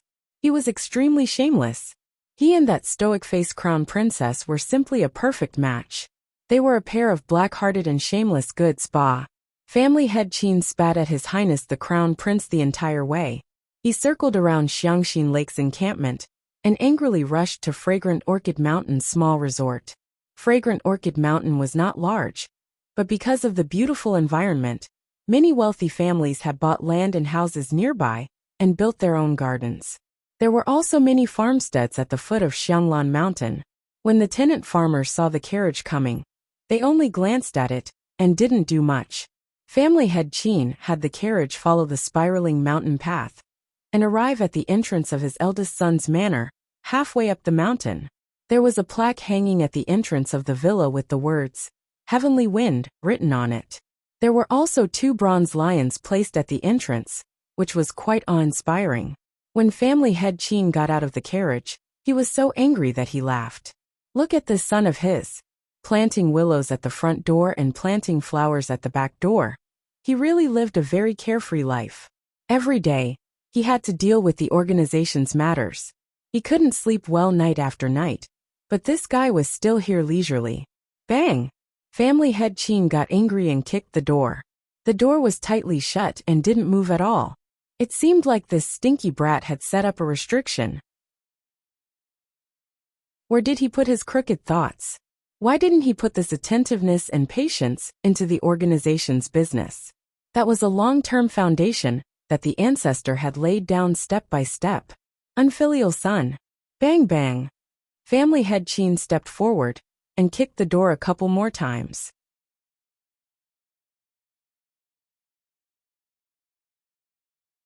Chapter 5277.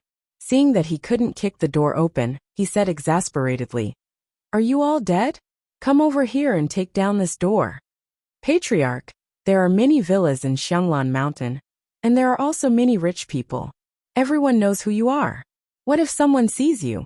Patriarch Qin was furious. What? Is this patriarch unpresentable? Fuck, it's not that patriarch is unpresentable.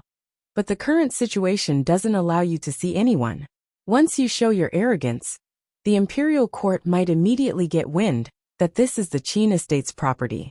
It will be seized and returned to the national treasury at any time. Creak. As he spoke, the door opened from the inside, revealing a small gap. A red-clothed young man who was wearing revealing clothes and showing off his beautiful legs hurriedly ushered family head Qin in like a thief. He lowered his voice and said, "Family head, lower your voice. Don't alarm the neighbors and attract people here. This is the private property that young master saved with great difficulty. If it's gone, young master won't know where to live." The guards behind Patriarch Qin twitched their mouths at the same time. They could clearly see that the vein on Patriarch Qin's forehead was throbbing several times. He was probably so angry that his brain was congested he came to visit his son. And his son greeted him like a thief. Where was his dignity as the patriarch of the family? He would be a joke if word got out. "Where's boss? Where is he? Get him to come out and see me immediately." Patriarch Qin angrily rebuked. But that red-clothed young man hurriedly came up and covered his mouth. That fragrant wind blew in his face, making Patriarch Qin so angry that his head kept throbbing. What kind of coquettish sluts were these? Men didn't act like men, all of them revealing their chests and legs. Could it be that his son had been led astray by these coquettish sluts? Abruptly flinging that young man's hand away, Qin Hong pointed at him and was about to shout. Hong Yi hurriedly opened the door a little and beckoned everyone in with his finger. "Hurry, hurry, come in. Let's talk inside." The guards' mouths twitched fiercely. They lowered their heads and hurriedly followed their master into the room. Reddy slammed the door shut, patted her chest, and winked at the crowd. "Aya, you scared me to death. This is one of young master's few private properties. If it's seized, then our family can only sleep on the streets." Qin Hong pointed at Hong Yi and roared, "Scram!" Hong Yi quickly turned around and ran away, disappearing in the blink of an eye. Everyone was speechless. Fuck, what kind of weirdos are those around eldest young master? Family head Qin was so angry that he was panting. Then he saw a person slowly walking over from a small path. Although he seemed to be walking slowly, he actually covered several miles with each step. In an instant he was right in front of them. "Greetings, family head." The handsome man bowed to family head Qin. Family head Qin had a belly full of anger. "Where's Xianer? Tell him to come see me. This subordinate has already informed the young master. Patriarch, please take a seat here for a moment." Family head Qin angrily followed Fan Meng through the corridors and aisles. They entered the side door of the garden and arrived at a tea pavilion. Then they heard a lazy voice laughing. "Father, I heard that you made a scene at the front door. What are you doing? This son doesn't have many private properties in the capital. If you make a scene and everyone knows about it, it will definitely attract that brat surnamed Mo, who will seize my property as well." The elderly patriarch turned around to take a look. He was so angry that his nose twitched. Chapter 5278. His eldest son is sitting next to the swing, with a table in front of him. He's tasting good wine and good food. Beside him are two graceful beauties who are covering their mouths and chuckling. There's a lead dancer on the lawn in front, followed by a string of women. Compared to others, it's really infuriating. While he was painstakingly planning for the organization day and night, making plans for the organization until he was bald. His eldest son is here singing and dancing, feasting day and night. There's no trace of his second son. Not even a ghost shadow can be seen. These are his two most outstanding sons. It's all because of that little slut. So he wants to kill that little slut and fish up his two outstanding sons from the abyss. Achoo achoo. Arbor sneezes a few times, looking around with a puzzled face. Is someone secretly cursing Jojo? Why do I feel like something's wrong with my whole body when I come out today?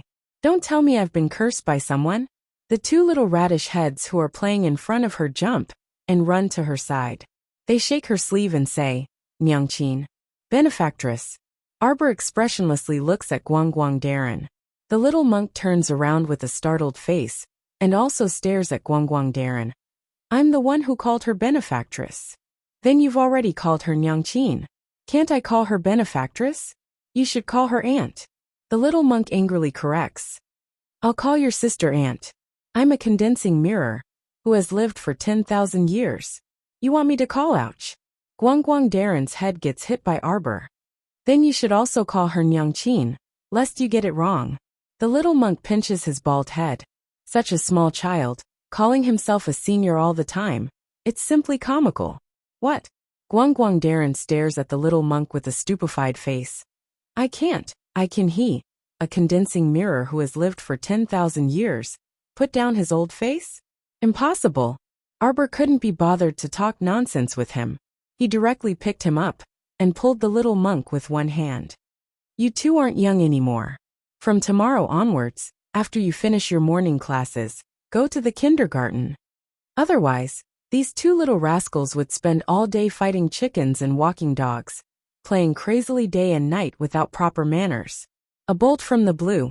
Guang and Guang looked at each other. Both of them could see the word suffering written on each other's faces. Mother. The little monk raised his head in protest. Why? Learning culture is the only way out in the future. Otherwise, do you want to be an illiterate little monk? The little stoic said expressionlessly.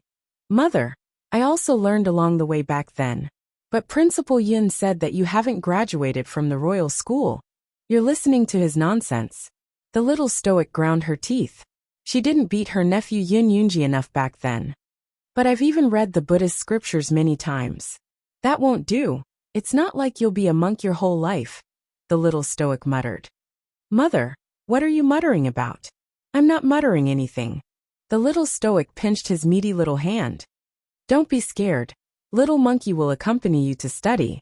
You too have a companion, and Guang will accompany you, so you don't need to be scared. Guang Darren was stupefied and baffled. What was going on? A condensing mirror still had to go to school? You're freaking kidding me, right? Arbor took out 3 porcelain bottles that looked like jelly beans on the outside, but were actually pills. Are you going? Yes. Little monkey pounced over from behind and kept nodding his head while hanging from her leg. Chapter 5279. The little monk also nodded and raised his small hand to pick up the medicine. This move was quite useful against foodies. Arbor nodded in satisfaction and glanced at Guang, who had a conflicted expression. Are you going or not? Guang snatched the porcelain bottle from her hand and muttered. I'm not going for the sake of the pills. I'm going to protect them. Humph. If it weren't for Sir Guang's protection, who knew if these 2 weaklings could survive past 3 days? Arbor's lips curled into a faint smile. You're the best. Then it's settled. I'll send someone to escort you there tomorrow. You have to work hard, understand? Mother will test you on what you've learned when we get back. Sir Condensing Mirror, whose actual age was over 10,000 years old, but who only appeared to be around 3 years old, nodded very solemnly. The little monkey, whose actual age was over 300 years old, but who appeared to be 5 years old, also nodded very solemnly. We will study well. After the new year, the little monk Kong, who was 6 years old and half a head taller than these 2 old monsters, nodded reluctantly with a bitter expression. All right then. After reaching a consensus with the 3 children, Arbor was also quite happy on the inside. With one in her arms, one hanging from her leg, and one holding her hand, Prince Mo saw his wifey dragging 3 children in her direction from afar. He immediately dashed forward and took the condensing mirror from her arms. Jojo, where are you going? We're going for a walk in the garden. Arbor held the little monk's hand and looked up at Emolien. I'll go with you. Emolien immediately pulled over the little monkey, hanging from Jojo's leg to lighten the burden on his wifey's leg. Qiuqiu said that Shintajing, who was previously imprisoned in the Tower of Punishment, might be about to die. I'll go in and take a look later. Xiao Mu and Emolien led the little radish heads to the garden. After walking around a few times, they let the 3 of them go off to have fun. The little stoic yawned. I'm going to sleep in the star domain later. Recently, I feel that baby Mo especially likes to stay in the star domain. When I come out for a long time, he will remind me to go in. That's because this fellow cultivates at night and likes to stay in a place filled with divine energy. Emolian muttered softly. Arbor turned to look at him. Husband, what are you muttering about? Emolian reached out and grabbed her. Nothing much. Wifey, why don't you sleep in the star domain tonight? Arbor thought about it and nodded. I don't have much to do recently, so I'll go to the star field and stay there for a while. Then, a bitter expression appeared on her face. She looked at her husband and said, After I got pregnant, I actually didn't like to stay in the star field. Do you know why? Emolian held back her laughter and nodded. Because you stayed in the star field for a long time. When you came out, you realized that only 3 to 5 days had passed. This way, you'll feel as if you've been pregnant with baby Mo for several years. The little stoic patted the back of her husband's hand in passing. Husband, you understand me too well. But in truth, if you don't have anything to do, just stay in the star field and draw talismans and refine pills. If you're mentally strong, you can also personally plant medicinal herbs. The main reason was that firstly, it would be safe and reassuring. Secondly, baby Mo liked it. If this fellow cultivated, perhaps it would be twice the result with half the effort. The little stoic nodded reluctantly. All right then. I'll go visit Shintojing later, and won't come out if there's nothing.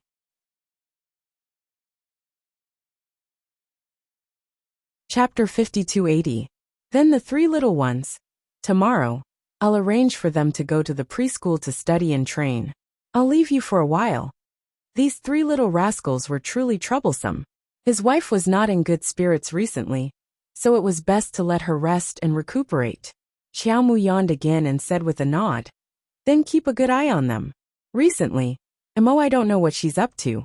I saw her meditating for a long time. Forget it, just let her be. You worry too much. Everyone is doing quite well. You, on the other hand, must be well nourished and be happy for me every day. Emolian cupped her small face and planted a kiss on her cheek. You're not allowed to make me worry. What do I have to worry about? Arbor looked into the distance. Looking at the 3 little radishes playing together, he curled his lips in amusement. A 10,000-year-old bachelor actually gets along so well with 2 little kids. Emolian couldn't help but laugh. It's just that it sounds a little old.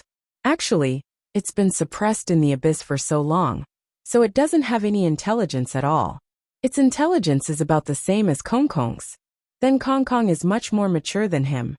Arbor shook his head in amusement. It's pretty good to be a child. Arbor sighed softly.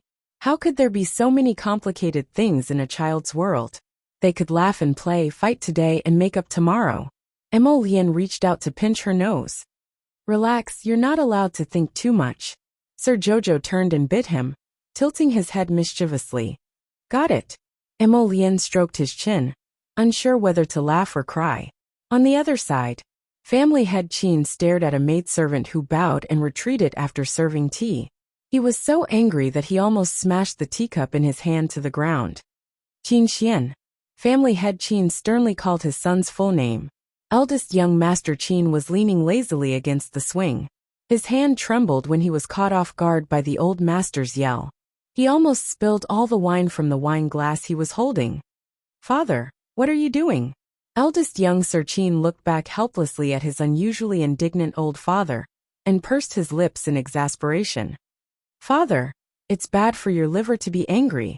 It's better for you to calm down a little. You also know that anger is harmful to the liver. And you also know that you should calm down your old father's emotions. Then why can't you work harder for your old father? Pack up and follow me back. Where are you going? Eldest young Sir Qin was rather exasperated. He stared at his father and said, Father, can you focus on your career and not meddle in your son's affairs? Qinpo was so angry that her teeth itched. What are you talking about? Don't tell me you want to betray the organization now that your wings have hardened? Qin Xian sighed. He put down the wine glass in his hand and stood up. Don't you take care of those matters in the organization? It won't collapse. Smoke rose from the top of Qin Hong's head as he roared angrily. After the failure of the kingdom of Daluo, You also have to think of countermeasures for the future. Don't forget, forefather has high hopes for you two brothers. Qin Xian's eyes flashed. I understand, father.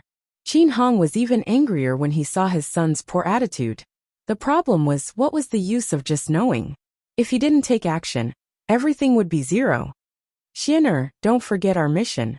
Qin Hong looked at him seriously and said, don't be muddle-headed.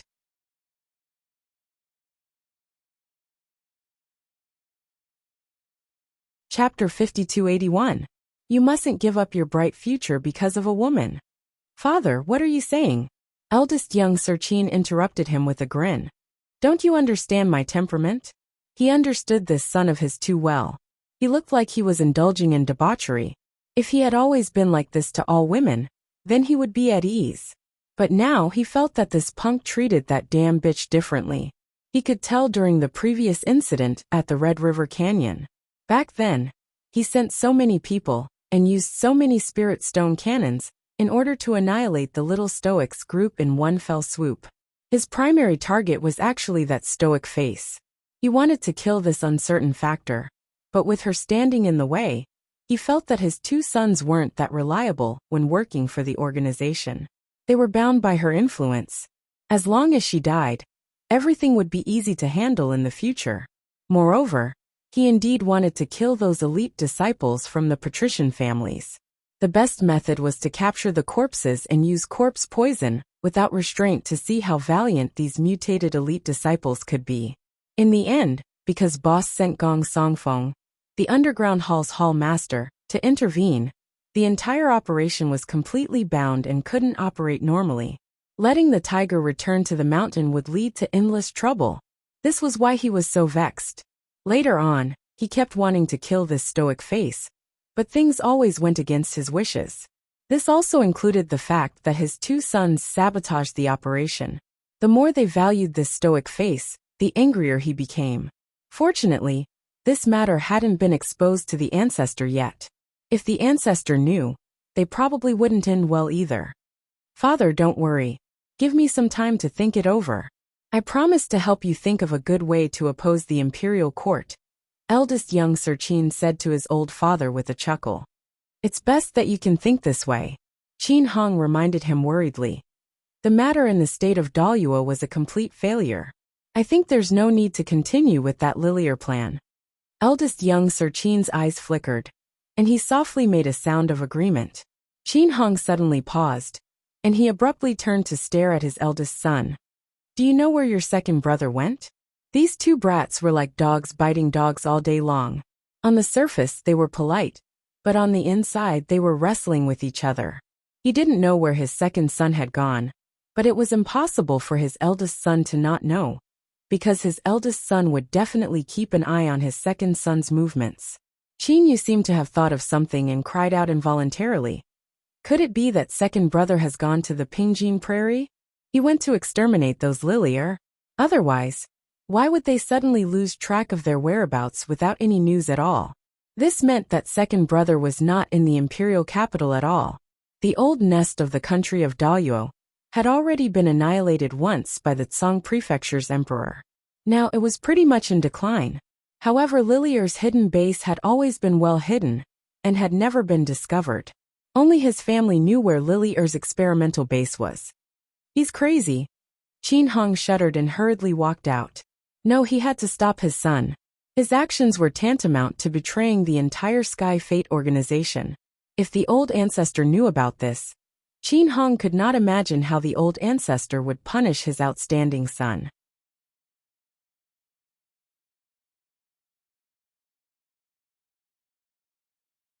Chapter 5282. He couldn't let his son be ruined by a woman. Father. Eldest young Sir Qin flashed in front of him and said with a smile. Why are you so flustered?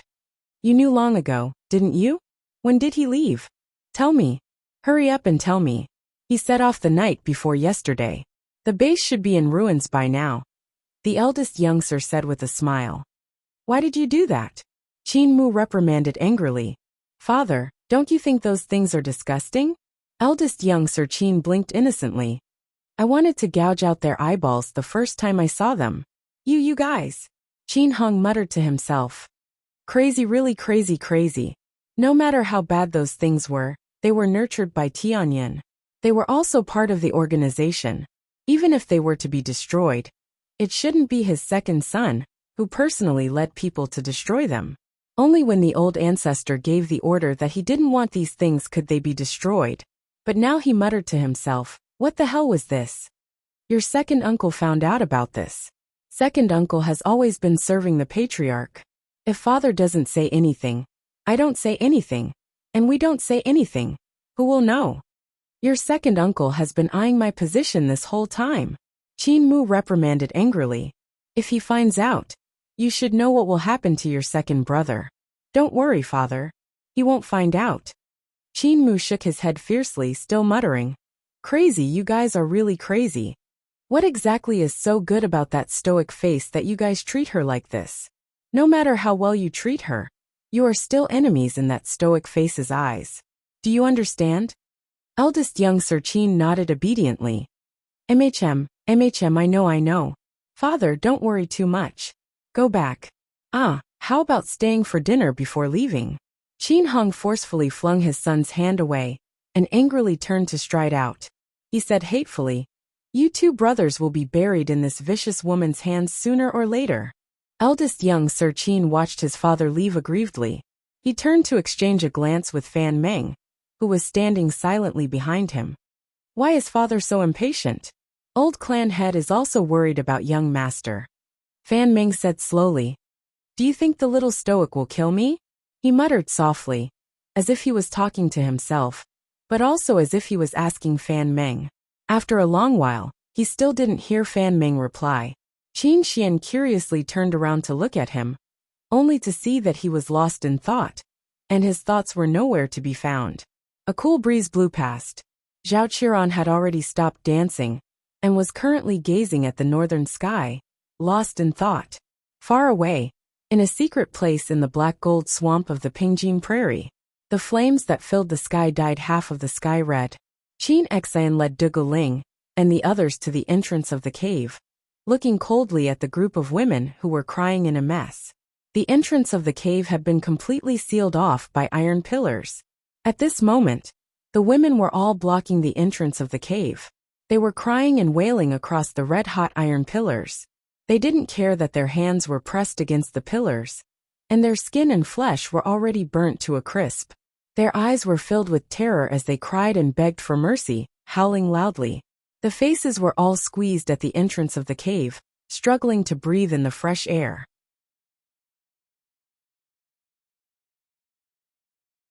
Chapter 5283. Unfortunately, none of them were able to come out.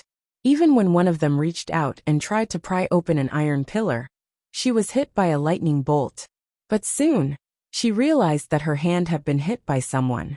Her entire arm fell into the fire and was burned away in an instant. I can finally burn these things, young Master Omega Kotoka said expressionlessly. A light chuckle came from behind. I was wondering why it was so lively here. So they were burning corpses. The second young master's gaze turned severe, and he coldly turned around to look at the young man who raised his hand to greet him. Why is family headlong here? Second young master doesn't need to guard against me. Long Yun waved his hand at him with a grin. I'm not interested in your Qin estate's internal strife, and I won't speak carelessly to others and expose second young master's movements. Young Master Omega Kotoka stared at him coldly. And then, nothing. Long Yun was still chuckling as he glanced at the second young master and said, I was just passing by and was slightly curious when I saw the thick smoke here.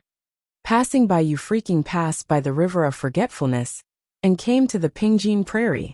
Do you think others are stupid, or are you stupid? What kind of path did you take? Long Yun took the opportunity to look forward and clicked his tongue repeatedly. It seems that all these Lilier are here. Second young master is indeed generous to dispose of all the Lilier in one go. If the little stoic knew about this, she would definitely be very happy. Sikong Fuling, who was following behind young Master Long, harumphed and muttered inwardly, happy my ass. Regardless of whether she was happy or unhappy, her eternally unchanging stoic face was always cold and infuriating. Family Headlong is also quite generous. Young Master Omega Kotoka glanced at him meaningfully. Unifying the river of forgetfulness in just a few short months. Your methods are truly outstanding. Hey, you flatter me. It's just that the Long clan of forgetfulness has a great foundation, and I'm merely inheriting the foundation of my ancestors. Ha ha ha. Omega Kotoka glanced at him coldly. You're too modest, Master Long. You are now the family head of the Forgotten River Dragon clan. He was also the leader of the demon sect. Being overly humble was equivalent to being arrogant. Omega Kotoka said coldly, the Wangchuan Duo clan only exists in name. The other two small aristocratic families of the River of Forgetfulness are no match for your dragon clan. Aside from Morong of the River of Forgetfulness, you, as the head of the Long family, can be considered the most powerful family in the River of Forgetfulness. Ayaya, I didn't expect second young master to praise me like this. Long Yun laughed heartily, looking very happy. As expected of my partner, your analysis is on point. Second young master said expressionlessly. What are you doing here? Don't talk about passing by, it was on the way. So fake. Long Yun blinked and chuckled as he nodded. Alright. Let's be frank with each other. As for me, I happened to pass by the Tsong prefecture 2 days ago, and noticed that someone was acting strangely. Young Master Omega Kotoka's eyes flickered. Couldn't Duanyu be kinder? What kind of trouble was he up to now? He was even more detestable than when he was in the lower star domain. He would jump out from time to time like a cockroach that couldn't be killed. Right, you didn't guess wrong. That person is acting strangely. That person gathered 30,000 elite troops from the 3 prefectures and personally led the troops. From the direction I saw, they seemed to be heading straight for the City of Shadows.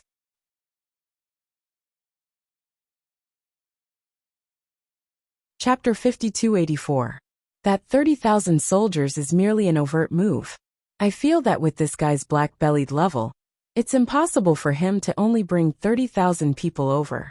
He must have set up many spies, and he might have even secretly ordered people to bring another 300,000 soldiers as reinforcements. Duguling's small fan nearly fell from his hand. He revealed a shocked expression. It can't be that bad, right? Would His Majesty of Tsong Province be so shameless? With the elites of the 3 provinces gathered, 30,000 soldiers are still not enough to take down a City of Shadows? He wants to secretly cause a commotion with 300,000 soldiers? No way, did he have to be like this? Do you know what he can do when he's shameless? Long Yun chuckled. We have to guard against him, don't we? The second young master expressionlessly said. It's not like he's shameless for the first time. He and that emo fellow were simply different tunes to the same effect. They were both shameless people, and were more adept at deceiving others. Duguling hastily picked up his small fan and waved it. Then are we going over? Of course we're going. Family Headlong revealed a warm-hearted expression. But we can't just go like this. We have to make all the necessary preparations before going. Duguling glanced at him. It seems you already have a very good plan. Tell me, the second young master coldly said. We can lure the enemy deep into the city, and then encircle and annihilate them one by one. Long Yun's smile deepened. Duguling's eyes widened. You mean we're going to use the empty fort strategy, and invite the enemy into the trap? Young Master Dugu is brilliant, Long Yun praised. It was so effortless to talk to smart people. He only had to say the first half, and the other party could immediately guess the second half. Young Master Omega Kotoka glanced at him and said aloofly, I can tell you very responsibly that this isn't a bad idea. However, Duanyu isn't a fool and might not fall for your trap. That's not true. The more conceited and intelligent a person is, the less likely they are to consider everything thoroughly. That person is also like that. Young Master Omega Kotoka's expression involuntarily flickered when he heard this, and he quietly said, Then this young master will wait and see. In the knockoff Tower of Punishment. As soon as Arbor entered the first floor, he saw the residual shadow of the small tree swaying back and forth on the opposite wall. The branches were swaying and dancing, and the residual shadow was emitting weird laughter. He felt as if he had entered the first level of hell. It's me. Arbor rolled his eyes weakly. Chiochio's afterimage immediately stopped swaying and asked in a methodical manner, "Master, please feel free to look around. From the first to the 12th floor, each floor has a new experience." "Which floor is Shintojing on?" "Shintojing is now in the 6th layer of the Forest of Thousand Blades," Arbor said expressionlessly. "Send me there." In the blink of an eye, he was already standing at the entrance of the 6th floor. Looking into Arbor, the simulated environment was really a small forest. However, what was hanging on the tree were not leaves, but small shiny throwing knives. He saw Shintojing hanging from a huge tree on the verge of death.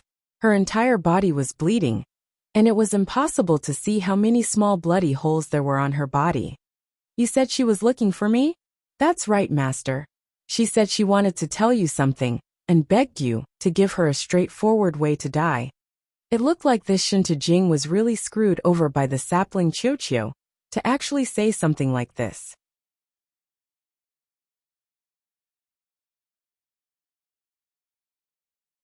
Chapter 5285. "Chiochio, wake her up," Arbor said. "Yes, Master." The little treant abruptly hopped on the ground and stomped its tiny feet. Several thin, sharp blades fell from the top of Shintojing's head and pierced through the back of her ears with a few whooshes. A squeal akin to a pig being slaughtered abruptly rang out.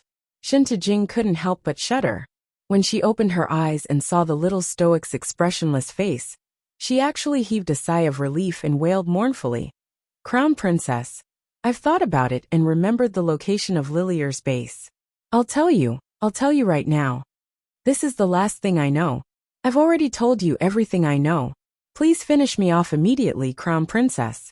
Give me a quick death." Arbor blinked. She didn't expect that the knockoff tower of punishment that Sapling set up would actually frighten a demoness to the point of crying, and even repeatedly asking for death. Sapling was truly capable.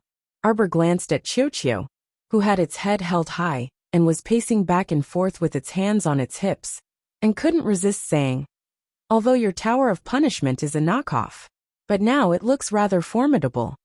"That's only natural, Master," Chiochio shouted with its hands on its hips. "Don't look down on my tower of punishment. My tower of punishment is only a few levels lower than the one set up by heavenly law. Immerse." Arbor hooked her finger at it. Chiochio jumped into her palm. Arbor stroked it and paused for a moment before suddenly asking, "Did you hear strange cries?" "Oh, it should be coming from the realm of misfortune." Sapling waved its branches without being surprised. "Do you still remember, Master? Earlier, you sucked that duo clan member into the heart of misfortune along with a large ship." "Immerse, I remember." Arbor nodded. It was a bit shameful to say that after absorbing the entire fiery nightmare ship, the heart of misfortune was in a saturated state and couldn't absorb anything else. Jojo, Sama completely forgot about it. Of course, she wouldn't tell Chiochio that she had long forgotten about this matter. So Chiochio couldn't see anything from her stoic little face. She answered with a serious expression, and even nodded her head in a serious manner. Chiochio thought that little master really remembered this matter, so it jumped up and down enthusiastically and continued, "You kept that duo in the realm of misfortune. That unlucky guy gets beaten up by a bunch of wooden people in the realm of misfortune every day.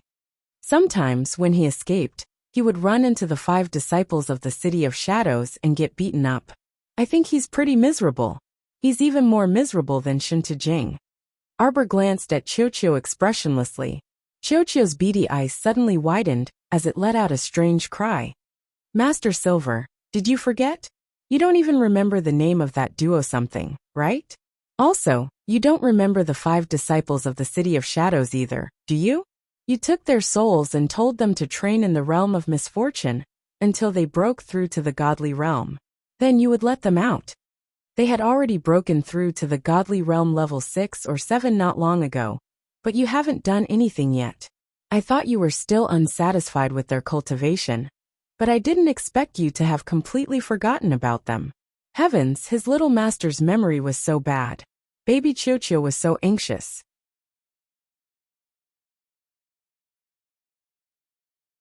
Chapter 5286. Needless to say, looking at Master's expressionless but actually blank little face, Chocho already knew that this fellow had completely forgotten everything. It was said that pregnancy makes one stupid for 3 years. Master was also master. Chocho sang and hung on a strand of her hair, crying as it tugged at her long hair. You can't be stupid for 3 years after pregnancy. Chocho's heart will ache, sob, sob, sob. What are you sobbing about? Arbor's mouth twitched, resisting the urge to slap this little imp away. She secretly told herself to calm down, calm down. This was Chocho, the most important little friend in her life. She couldn't slap him, she couldn't slap him. She raised her hand and took out the heart of misfortune from her inner world. I'll go in and take a look, she said expressionlessly. Master, the environment inside is too bad. Not to mention the yellow sand everywhere. You even kept some corpse poison sand inside. Although these things won't attack you, it's still dirty. You still shouldn't go in. Just drag them out. Arbor thought about it and felt that Little Tree's words made sense. Thus, she expressionlessly glanced inside the heart of misfortune. With this glance, her little jaw almost dropped in shock. What did she see? A wild man running wildly. Chocho! Arbor suddenly shouted. He's covered in tree bark and has a tree branch in his hand. Is he being beaten by a bunch of wooden men? Chocho said stiffly. Those are the mechanical wooden men that senior apprentice brother Tiantuzi made. I really sympathize with this duo. Something. He's being beaten by 17 to 18 mechanical wooden men every day. He's pretty miserable. Chocho, what's his name again? Master Silver. Even you have forgotten his name. How could I possibly remember? Chocho rolled its eyes speechlessly. Arbor thought so too. She sighed and said to Chocho, Where are my 5 subordinates? Why don't I see them? Master, why don't you take a closer look? This realm of misfortune isn't big, but it's not small either. Do you see that boat? When Xiaomu saw that large fire nightmare ship, she looked up at the deck. Sure enough, she saw 5 disciples from the City of Shadows meditating with their heads lowered. It seemed that the fiery nightmare ship, which had a lot of supplies, had been taken over by the 5 lean disciples. This was the path of the strong, although the ship originally belonged to Dor or something. In this environment, he couldn't defeat the 5 disciples of the City of Shadows at all. Arbor nodded, his voice faintly entering the ears of the 5 City of Shadows disciples. The 5 of you have all met my requirements. I can release you now. The 5 disciples of the City of Shadows opened their eyes at the same time. A trace of excitement flashed across their eyes. Actually, if the 5 of them were to be said to have been rather disapproving and resentful at the beginning, then they would have been very dissatisfied. As time passed, their ranks rapidly increased in the realm of misfortune. They didn't have any resentment or thoughts anymore. They weren't particularly elite disciples in the City of Shadows. Compared to those outstanding disciples, the 5 of them were nothing at all. Therefore, they were very clear that the realm of misfortune was a powerful place for cultivation. It might also have something to do with the elixirs that their little master had given them. With the help of the elixirs, the environment, and their own efforts, each of them had a qualitative and rapid improvement.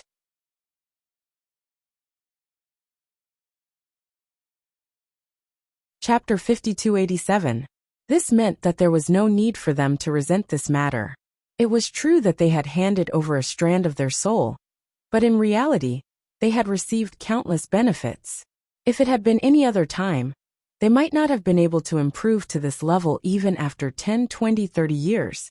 By now they were already completely convinced of his strength.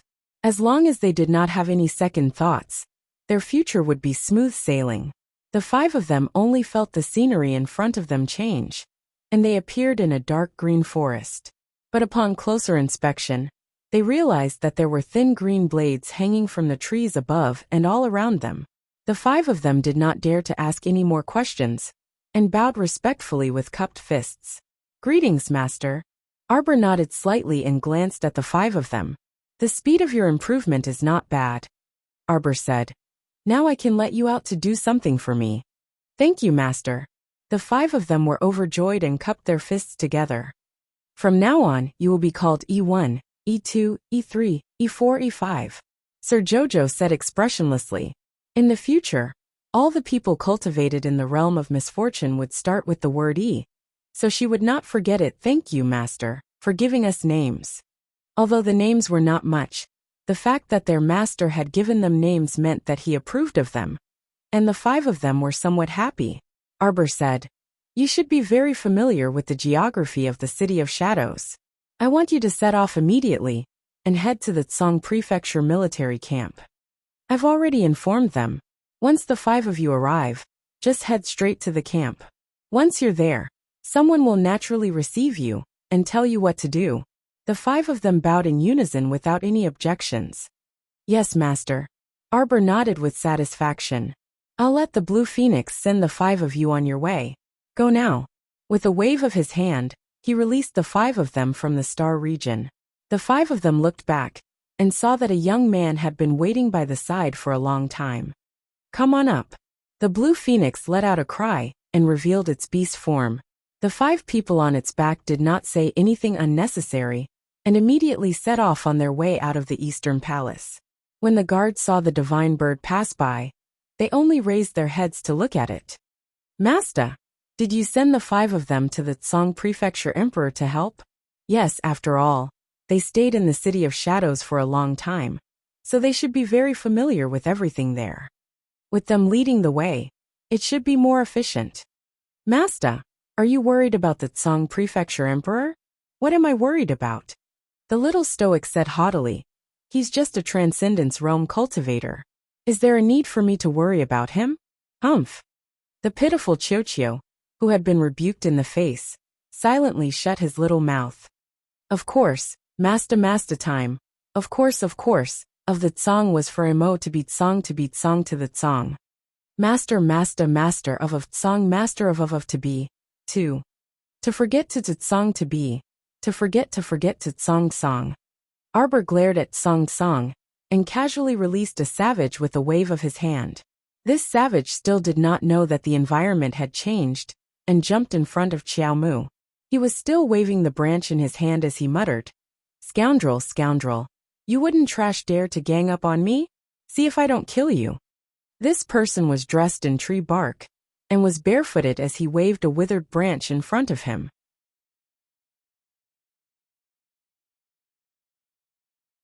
Chapter 5288.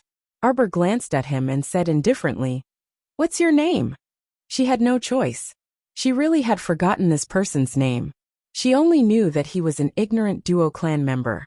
But now the Duo clan was almost completely wiped out in the battle with the Dragon Clan of Forgetfulness. Her grudge with Forgetfulness had also ended with the appearance of Long Xuanji and the migration of the Dragon Clan members to the Cold Valley of Forgetfulness. As for how the Dragon Clan of Forgetfulness were punished by Ding Yin had nothing to do with her. She couldn't be bothered to intervene in the grudge between Ding Yin and the Dragon Clan of Forgetfulness. She didn't even intend to care. There was always a cause and effect. Who could say for sure what the cause and effect were?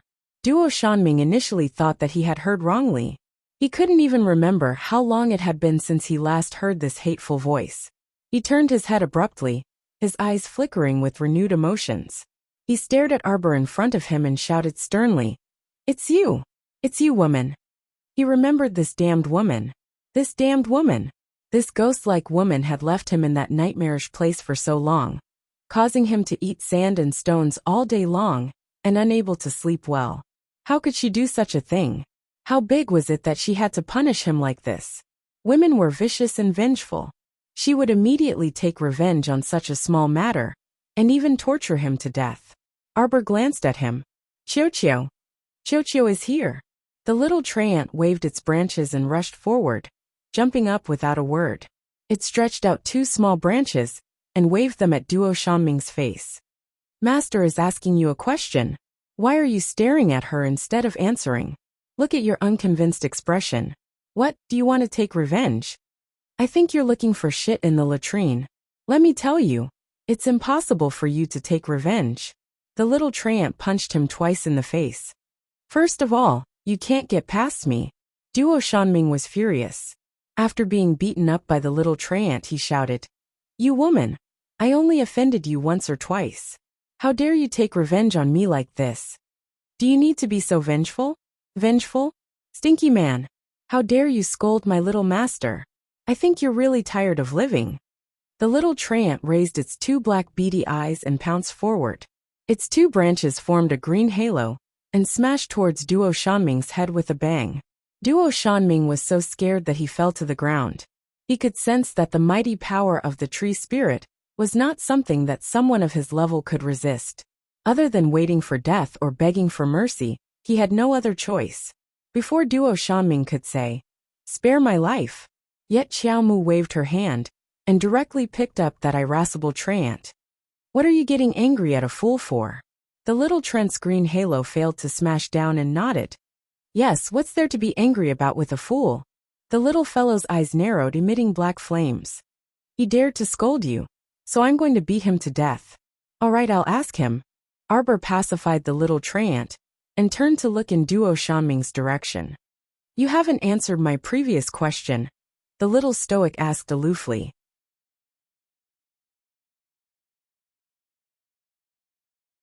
Chapter 5289. Duo Shanming's originally despondent arrogance rose again. He gritted his teeth and said, "You actually don't even remember my name. Then why did you fucking capture me and throw me into that kind of land filled with yellow sand?" The irritable treant was angry again. It flew out of Sir Qiao's hands and stepped on Duo Shanming's head, stomping hard twice. "Why are you talking so much nonsense? Answer whatever I ask you. Tell me, what's your name?" Although the treant was short and looked weak, it was still able to withstand the pressure. Who would have thought that the strength behind that kick would be so great that it nearly crushed his head off? Duo Shanming was indignant, but he didn't have the strength to fight against the little treant. He could only say sullenly, Duo Shanming." The little treant stretched out a small branch and jumped onto Arbor's shoulder. "Master, I remember now. He has an older sister. I met her in the Lotus Realm of the Forgetfulness Pond before. I think she's called Duo Shanmei." Arbor nodded expressionlessly. Seeing its little master's expression, the little treant couldn't help but roll its black eyes. Well, no matter what Duo Shanming or Duo Shanmei, Master definitely didn't remember anything.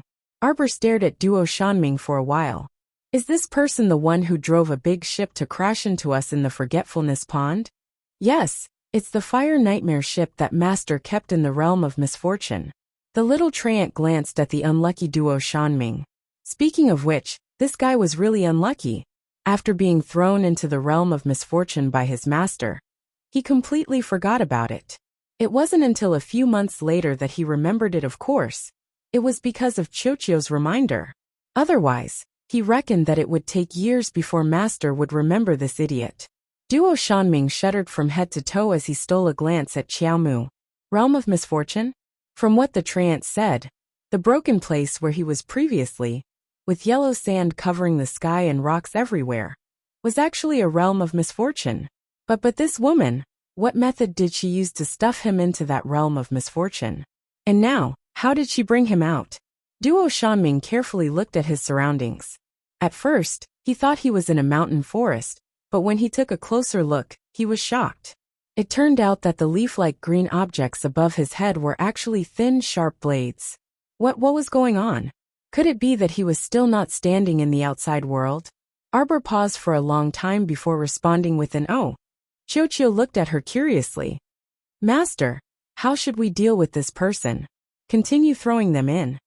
The little stoic waved her hand disinterestedly. As if struck by lightning, Duo Shanming hurriedly took a step back. His eyes stared cautiously at the stoic face, and his voice was almost mournful. What did you say? You've locked me up for so long? Why couldn't they call it even? You woman. How can you be so vicious?" "I'm not leaving. I'm not leaving. I'm not leaving," Duo Shanming yelled. Arbor blinked his big eyes and had a strange expression on his face. "Are you sure?" "I'm very sure," Duo Shanming shouted angrily. He really regretted it now. Back then, because he failed to marry Wu Chunhua, he bore a grudge against her father Wu Cheng. In order to spite Wu Cheng, he purposely made him drive his ship to crash into this woman's ship. Who would have thought that this crash would bring him such bad luck? He regretted it very much, but there was nothing he could do.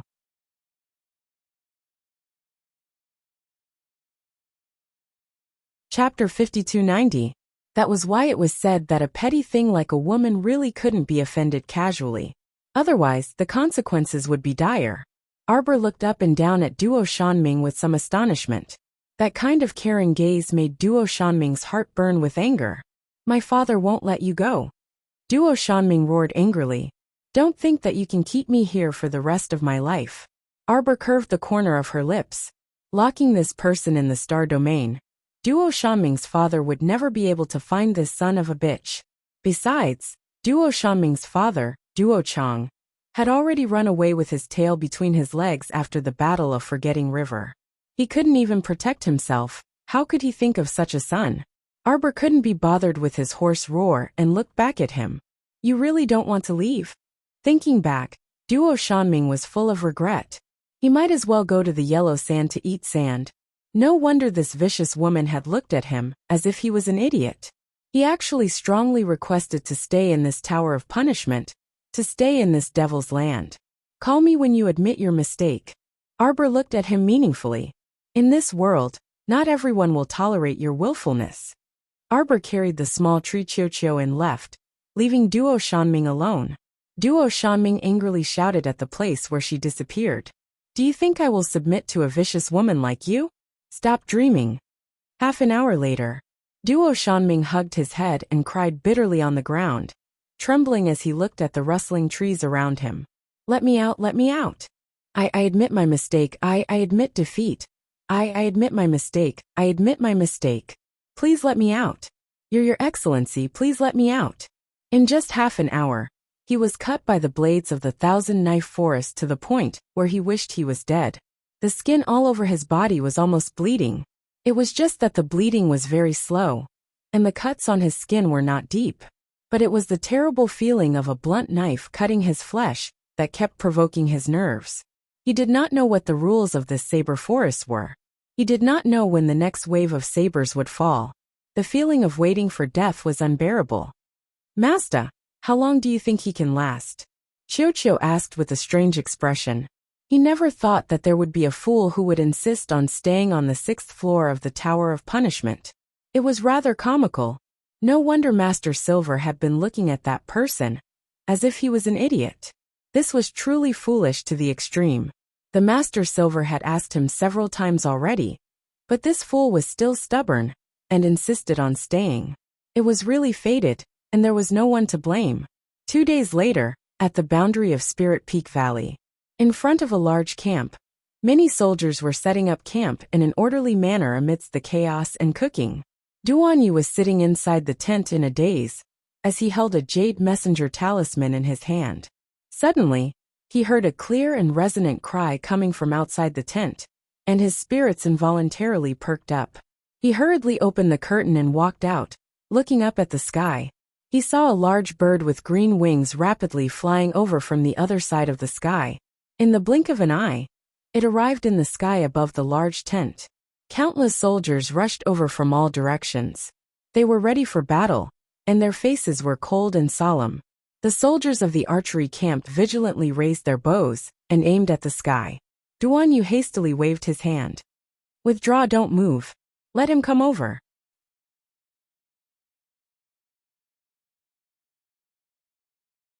Chapter 5291. The soldiers in the outer ring retreated slightly, and put away their bows and weapons in unison. Upon closer inspection, they actually saw that the Siam bird seemed to be carrying 5 people on its back. Qinghuan let out a cry and swooped down. In the blink of an eye, it transformed into a human, and stood there with a straight back. The other 5 people also swiftly flew over, and stood behind Qinghuan, respectfully bowing to this Tsang province's emperor. Duanyu's heart stirred, and he asked softly, Do you have a letter? Qinghuan glanced at him, and dug around in her sleeve for a long time, before taking out a crumpled letter. She looked at him in confusion. How did you know there was a letter? I guessed. Duanyu took the letter and skimmed through it. The little stoic actually wrote quite a lot. Those 5 people's origins and experiences informed him, as well as some of her plans. She even left a message at the end, telling him to pay attention to his safety. Duanyu's lips curled up, and he untied a jade ornament from his waist and tossed it to Qinghuan. Give it to her. Xinghuan's expression was a bit conflicted. If Crown Prince the Great found out about this, he would definitely skin him alive. Wasn't this just a private exchange? Flirting with eyes? Bah! A jade ornament to express his feelings? No way, absolutely no way. What are you thinking about? It's for my godson. Duan Yu waved his hand. Go. When Xinghuan turned around and flew away, her mind was still a bit muddled. What the hell was a godson? Who was his godson? Why did he give something to his godson to Master Silver for baby Mo? The figure that was flying all the way suddenly tilted. Xinghuan almost fell from the sky, flying crookedly all the way. Pitiful Crown Prince the Great. His son hadn't even been born yet, but half of him was already snatched away. Starfire illuminated the night, and the moonlight was as warm as water. 30,000 elites from the 3 provinces set up camp here to settle down. Although there were many people, the entire army was silent. Only the occasional crackling of barbecued food could be heard. After Duan Yu entered the tent, he held that letter in a daze for a long time. Several hidden guards paced back and forth outside, exchanging glances with each other. One of them couldn't hold it in anymore, and simply flipped open the tent to enter. His Majesty was sitting in front of the desk, thinking about something, and had yet to come back to his senses. Your Majesty, the shadow guard hurriedly called out, and stepped back to let a soldier come in to light the lamp. After the lights lit up, Duan Yu also returned to his senses. He nodded at them and said, "Serve the meal." The few shadow guards heaved a sigh of relief, and hurriedly asked people to send in the food and drinks. Actually, it didn't make much of a difference to Duan Yu whether he ate or not.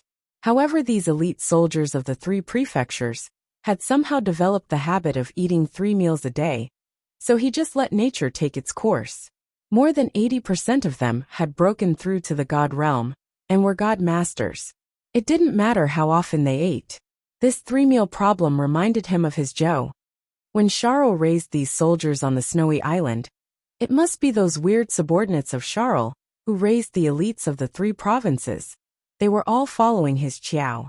Just looking at them made him feel incomparably close. So be it if you eat.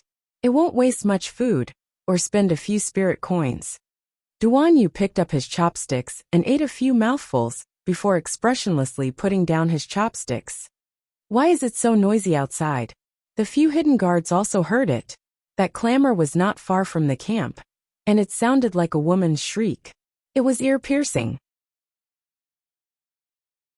You're tuning in to the Dreamy Chapters YouTube channel. We're so grateful for your support, and don't forget to subscribe to join us on this incredible journey through captivating stories. Your generosity through donations truly makes a world of difference, as it's the primary source of revenue that allows me to expand and enhance this channel for you. Thank you from the bottom of my heart for being a part of this adventure.